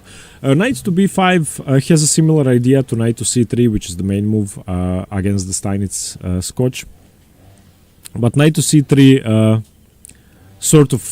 is sort of an in-between move trying to defend d4. The problem is that after knight to c3, black simply plays bishop to b4, pinning the knight. And now you have the same problem once again.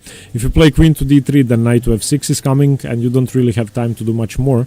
So now you play the move bishop to e2, or knight to b5 with the same ideas. If you play knight to b5, the difference is that black now has bishop a5 defending c7, so he sort of parried your threat. If after knight to b5 queen takes e4 is played, then you transpose with bishop e2, bishop takes c3, b takes c3, and you are still threatening the c7 pawn. So this isn't really the way to play. The way to play for black is after knight to b5, bishop a5, defend your threat, and then continue by taking this pawn if white isn't careful. And white can't really do much. Bishop to d3 is considered a bad move. Bishop e2 is much better trying to castle. If you play bishop to d3, let's just see what the best move is. Yeah, a6 just chasing the knight away, and then I guess b5 trying to embarrass the knights. And you could be in trouble. So a6 is the response. So bishop to e2, after knight to b5, bishop a5, bishop to e2 should be played, and now a6, knight to d4.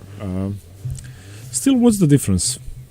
I wonder. Okay, let's see once again. Bishop a5, bishop to d3. If you play a6 now. Yeah, the difference is that you cannot play knight to d4 here because he takes, so you have to go here and then b5. I'm sorry.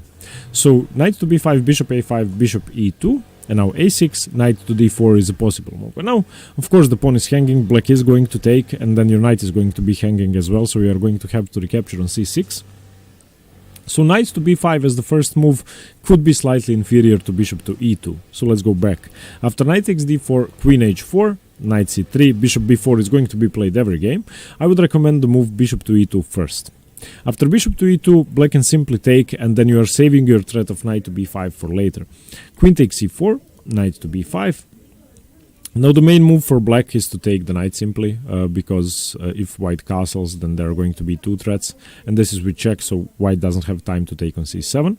So bishop takes c3, b takes c3, king to d8 once again. Okay, and now after white castles, this is basically the starting position. I'm sorry if you can now hear my friends. There's a lot of them downstairs lighting a fire and making barbecue, but those are the conditions I have to record. I'm sorry. Okay, so after castles, the starting position in which white has given up a pawn and he has doubled pawns along the c-file. On the other hand, he is going to have a tempo on the queen either with bishop f3 or bishop d3, and the black pieces don't really have a way to develop normally. If the black bishop tries to develop with a d6 and then trying to go out on that diagonal, then everything is weakened. Let's say d6 here, then I think white is simply winning after this. I'm not sure that black can defend this. Let's say he parries like this. Perhaps just this simple move. Let's say queen takes, trying to be greedy, and I think that white is winning. So black has to be extra careful after castles. And your king might seem safe behind the pawns, but it actually isn't. And all the positions I've looked at are fairly tricky for black to play. In the live book, white wins 56% of the games, and black with his best moves wins 30% of the games. After the move a6, white actually wins all the games. There are only draws for black. So it's a tricky position. So you should remember that after a6, knight to d4, white is much better. Knight takes d4, and after c takes d4, you have straightened out the pawns, and white is now a pawn down, while black has the king in the center. So that's not a good move. After castles, you should simply develop with knight to f6. Just leave the knight there while the king is defending. Bishop g5 is the main move, pinning the knight. Rook to e8, trying to develop another piece and, of course, putting pressure on the e2 bishop. Bishop to d3, gaining a tempo on the queen. And after queen to d5, now we get to the point of the initiative for white. Everything is defended. You have three minor pieces dangerously placed around the board, and now you get to play queen to h5 because the knight is pinned. So now you are not only threatening the h7 pawn, but in many variations, of course, here now you are threatening bishop f6, winning the queen. So that there are a lot of tactical possibilities for white here, and black. The fact that he's a pawn up is completely irrelevant because he is currently 2 pieces down. So I would say that playing 2 pieces down against white with so many developed pieces is a very dangerous thing to do. And perhaps the engine can defend. It doesn't say it's completely winning. It's more than +1, but not completely lost.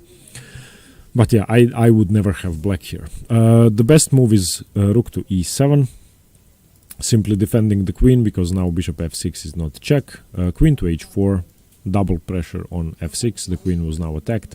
d6, trying to develop the bishop, and now simply bishop takes f6, g takes f6, queen takes h7, winning back the pawn. And I think that this is a very comfortable position which you should be able to win against almost anybody. This is really tricky to play for black. Firstly, where do you develop the bishop? Secondly, if you develop the bishop, how do you move the king and develop the rook? It's really scary. So let's go back to the starting position. e4, e5, knight f3, knight c6, d4, e4, knight d4. If you see queen h4 on the board, the only thing you have to know basically is that you can give up the e4 pawn and that you don't develop your bishop to d3 because your knight is hanging. You develop it to e2, where black can never take on g2 because of bishop f3. So bishop e2 is a fine move in conjunction with losing the e4 pawn. And your plan is knight c3 and knight d to b5, putting pressure on c7, forcing the king to d8. There are no other moves for black. If he plays rook to b8, you are going to take and check the king. So king to d8 is the best move. So the Steinitz variation is I would say a bad move, but it's hard to punish. If I saw it over the board and if I didn't know that it's fine to give up the pawn and develop my bishop to e2, I think I would either spend a long time or try to defend my pawn with queen to d3, because it's really hard to see the consequences. After queen h4, queen d3, knight f6, how is this so much worse? I really don't see why this would be equal or better for black, and the engine seems to like black and thinks that this move is now justified. And black does have a strong initiative now. I mean, now black is the one developing all the pieces, and you are pinned, and you are 2 moves away from castling. Black is going to castle now, and I really like black's position, in fact. So it's really hard to see this over the board, and not many people would give up the pawn with check, but remember that you have to do that. So either knight c3 or knight b5. Knight c3 I think is a better move. Knight c3, bishop b4, remember bishop to e2, queen g2 is not possible because of bishop f3, force the king to d8, and then just develop normally and try to create an attack. So if black tries to be aggressive with the Steinitz variation in the Scotch, he's actually the one getting crushed if white knows what he's doing. Okay, I hope you like the variation. Sorry once again about the conditions. As I said, we took a vacation for the weekend, and I really don't have a room in which I can record quietly.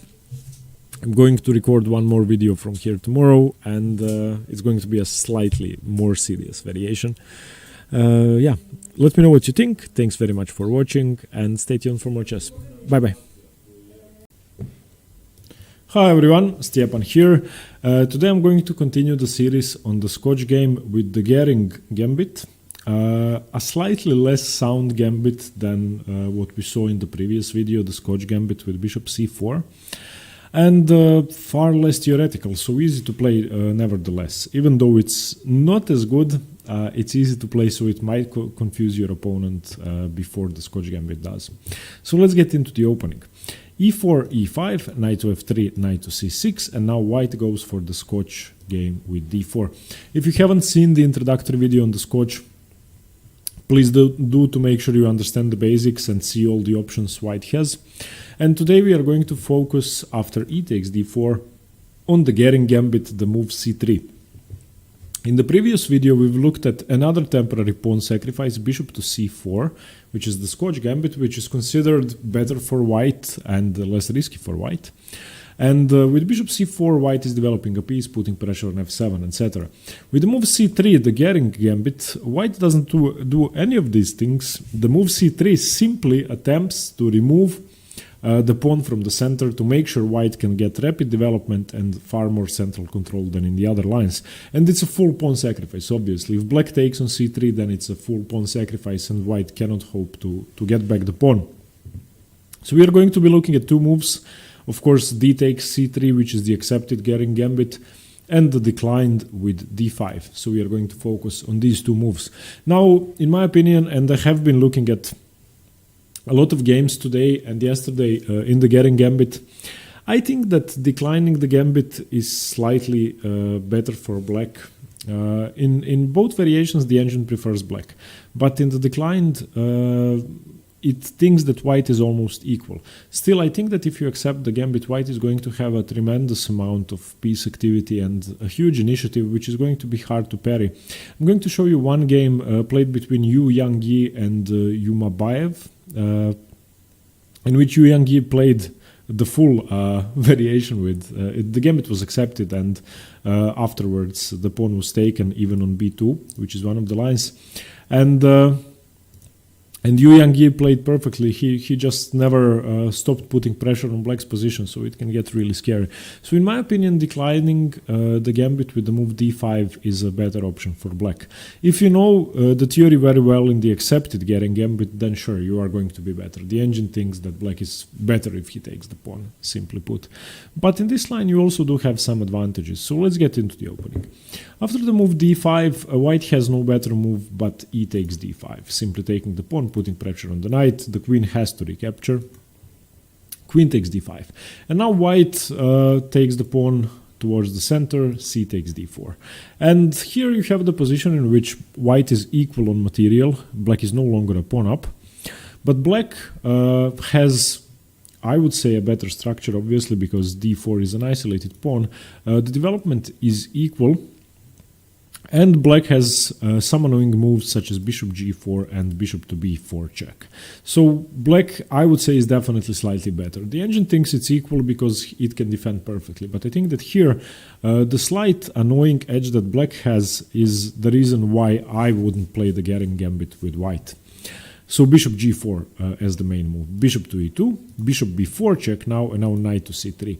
And now the line, the main line goes bishop takes f3, bishop takes f3, and queen to c4. If the queen takes on d4, let me just show you that, queen takes d4, then knight c6, winning the queen, of course, because the knight was defending the queen. So after bishop takes f3, the most common move is queen to c4. And after queen to c4, there are two options for white. Both of them, I think black is fine. So in one of them, bishop takes c6 is played, bc6, queen to e2 check, and exchanging the queens like this. Even though black has a ruined pawn structure on the c-file, I would prefer to have black here. I think that black has a fine game, and there's basically nothing white can do to harm the black king. To be honest, black can't do much either, but still I would rather have the black position. The second move that white can play after queen to c4, if he doesn't want to accept the complete equality or even a slight edge for black with bishop to with bishop takes c6, is the, in my opinion, inferior move queen to b3. And now after queen to b3, black has nothing better but to take, of course. Queen takes b3, a takes b3, and now obviously white is once again sacrificing a pawn, but b7 is hanging as well. So now you get a forced complicated line where both sides take the other player's rooks, and this you simply have to memorize. Knight takes d4, bishop takes b7, knight to c2 check, king to e2, knight takes a1, and now there's a nice intermezzo which I guess most people would forget to play, bishop c6, forcing the king to a slightly inferior square. And here, if it goes to a dark square, then knight check, of course, winning the bishop. And so it basically has to go here to f8, and after bishop to c6 check, king to f8, you only now take the rook, and you have brought the king slightly further away. Knight takes b3, bishop to e3. This is the start. Let's say the start of the very forcing variation. Black is a pawn up, but it's going to be hard to keep that pawn. And you can see that white has superior piece activity and the bishop pair. So you could argue who's better here. I think I would actually prefer white slightly. The engine thinks white is slightly better as well. So this is one of the lines where white has given up a pawn, but he should be fine, he should be better. So let's go over that once again. So after e takes d4, c3, the Gehring gambit. The moves that I'm about to repeat are basically forced, and you need to know them.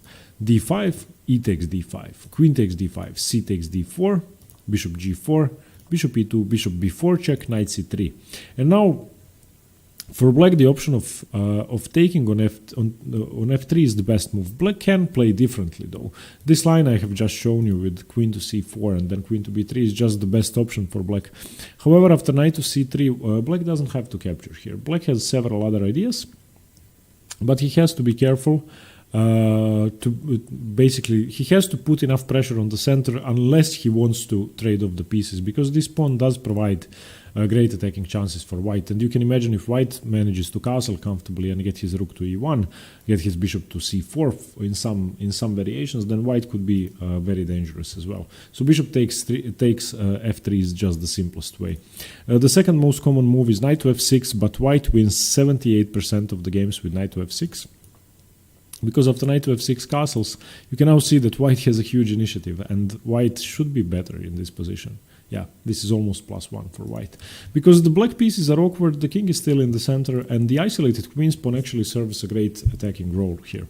So I would recommend the players with black, if you face the Gehring gambit, just to know this main line. So after c3, let's go over it once again.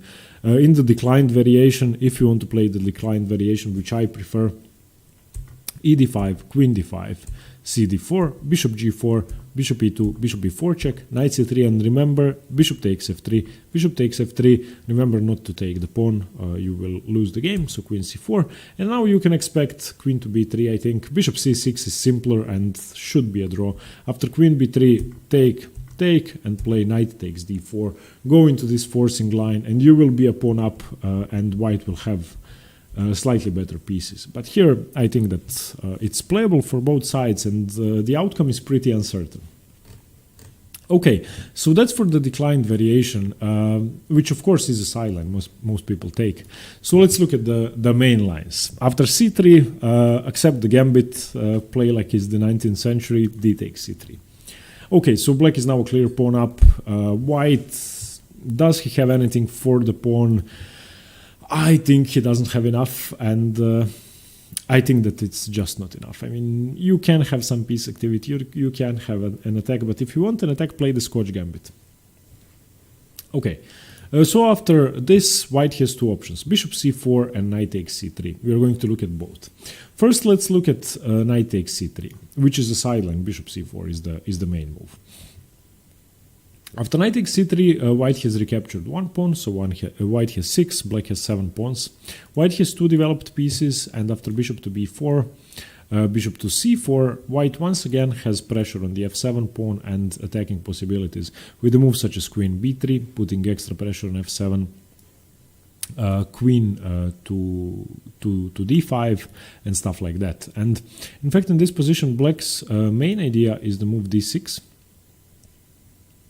And I don't think the move queen here works immediately because, of course, bishop to e6.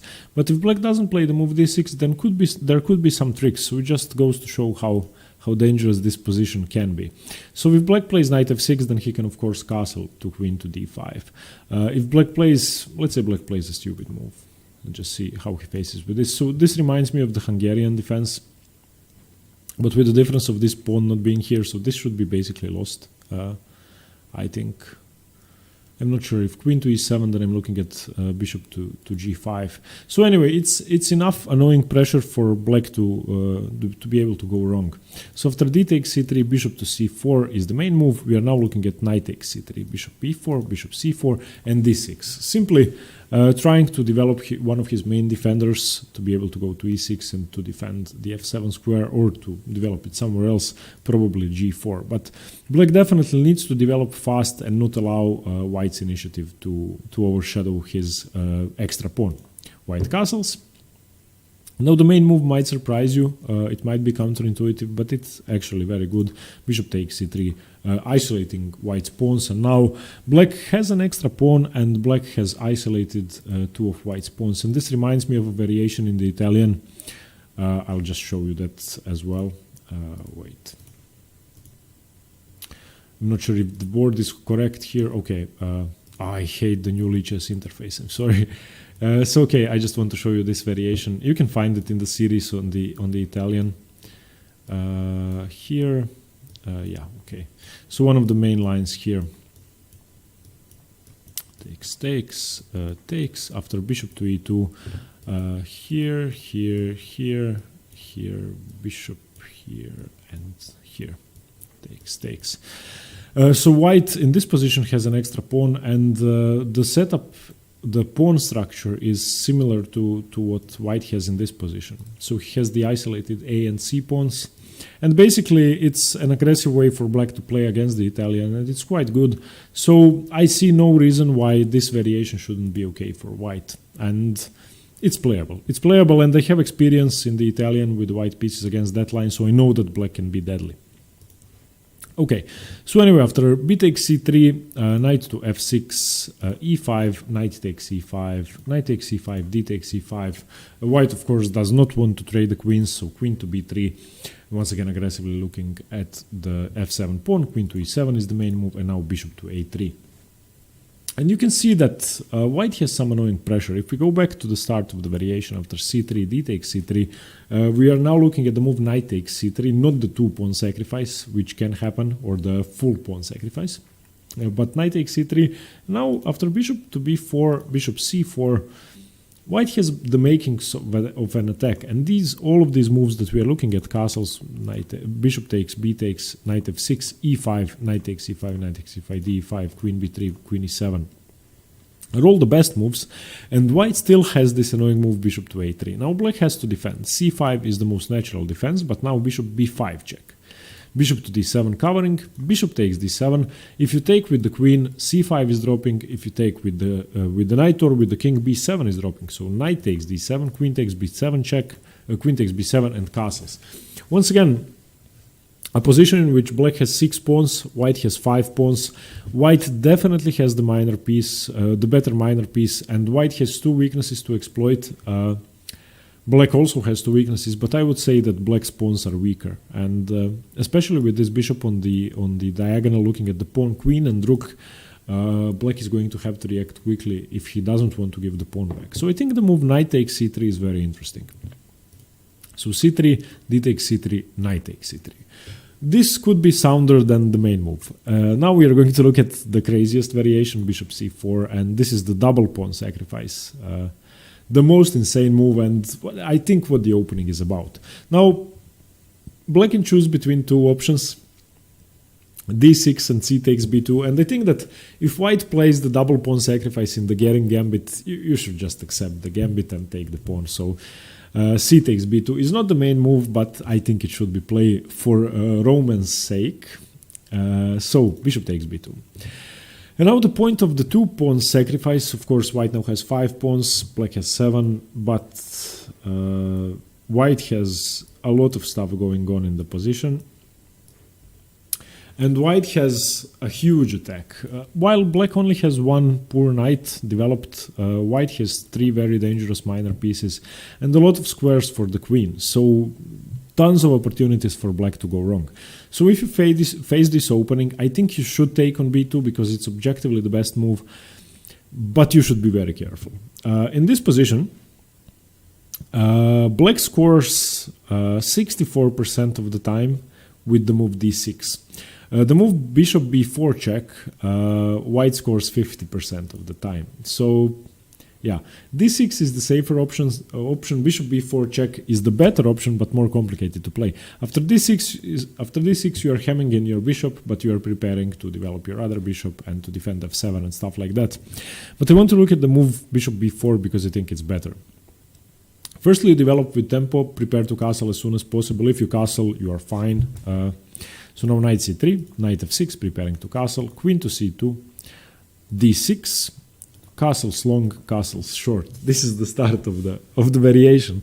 The engines, of course, love black. Think black is -1, so a huge advantage for black. However, surviving this is not an easy thing to do, and I'm just going to show you one game, as I said, between Yu Yangyi and Yumabayev, in which black is 2600. 25-55, and he just got crushed. So let's look at that. This is the point of the opening, and I think the Gehring gambit is great for blitz, but for tournament games, use it with care or choose the Scotch gambit if you want to play something aggressive in the Scotch. So let's see. D takes c3, bishop c4. C takes b2, bishop takes b2. You can see the evaluation bar on the right side of the board. Bishop b4 check was played, knight c3, d6, queen to b3. Instead of castling or developing any other pieces. Bishop to e6, challenging the bishop, and this might be a good defensive try, but knight to f6 is usually normal, or queen to d7. In this position, I was actually looking at the move queen to e7 and then knight to f6 and trying to develop that way. But bishop to e6 takes, and in this position Yu Yangyi actually did not take the pawn, which was strange, but if you take the pawn there's a high probability of a queen trade, I believe, so he just castled. Now as you can see, according to the engines, the position is equal regardless of the fact that black has 2 extra pawns, so white is doing something correct. Queen d7 was played, knight to d5. If you take the knight, if e takes d5, then e takes d5 is attacking the c6 knight, which defends the b4 bishop. So it's not really a piece sacrifice. It's just a temporary piece sacrifice, which opens up the e file. So a really scary thing to do. Instead of that, Yumabayev played the move a5. Now we have knight g5, putting another attacker into play. Now, look at this monster bishop, look at the queen, and look at the 2 knights. I would really prefer to have white here. In this position, now that the bishop is defended, Knight g5 was actually a piece sacrifice, because if you take, the knight moves, the bishop is defended. So in this position, he took e takes d5. E takes d5, knight to e5. But now knight to e6, a monster knight. Knight to f6, a3, chasing the bishop away. Bishop c5, rook a to e1. And now there was a big mistake played by black. You can see that b6 is the main move, even though no human would play it. He played king to f7, and now white is starting to gain an edge. Knight takes c5, d takes c5, rook takes e5, winning the piece back. Now the material is one extra pawn for black. Rook h to e8, d6 check. King to f8, rook takes c5. Material is equal. So as I think Yasser Seirawan would say, white has a free attack. Queen takes d6, a4, b6, rook f5, rook to e6, g4, h6, h4, king to e8. Yeah, it's not really clear how black should defend, and he didn't really manage to defend. Let me just show you the end of the game. King e8, a huge mistake, but it's not really easy to play the correct move here. The correct move was rook to e8, which is really hard to play because you are facing this pin. But king to e8, rook to d1, attacking the queen, queen to e7, g5, h takes g5, h takes g5, knight to h7, and now game over. Bishop to a3, attacking the queen, rook e1 check, king h2, queen e6, and you're going to just lose everything. In this position, rook takes e1 was played. The queen is pinned, so the queen cannot take the queen. And if you take the rook, you get checkmated. And this is a mate in 4.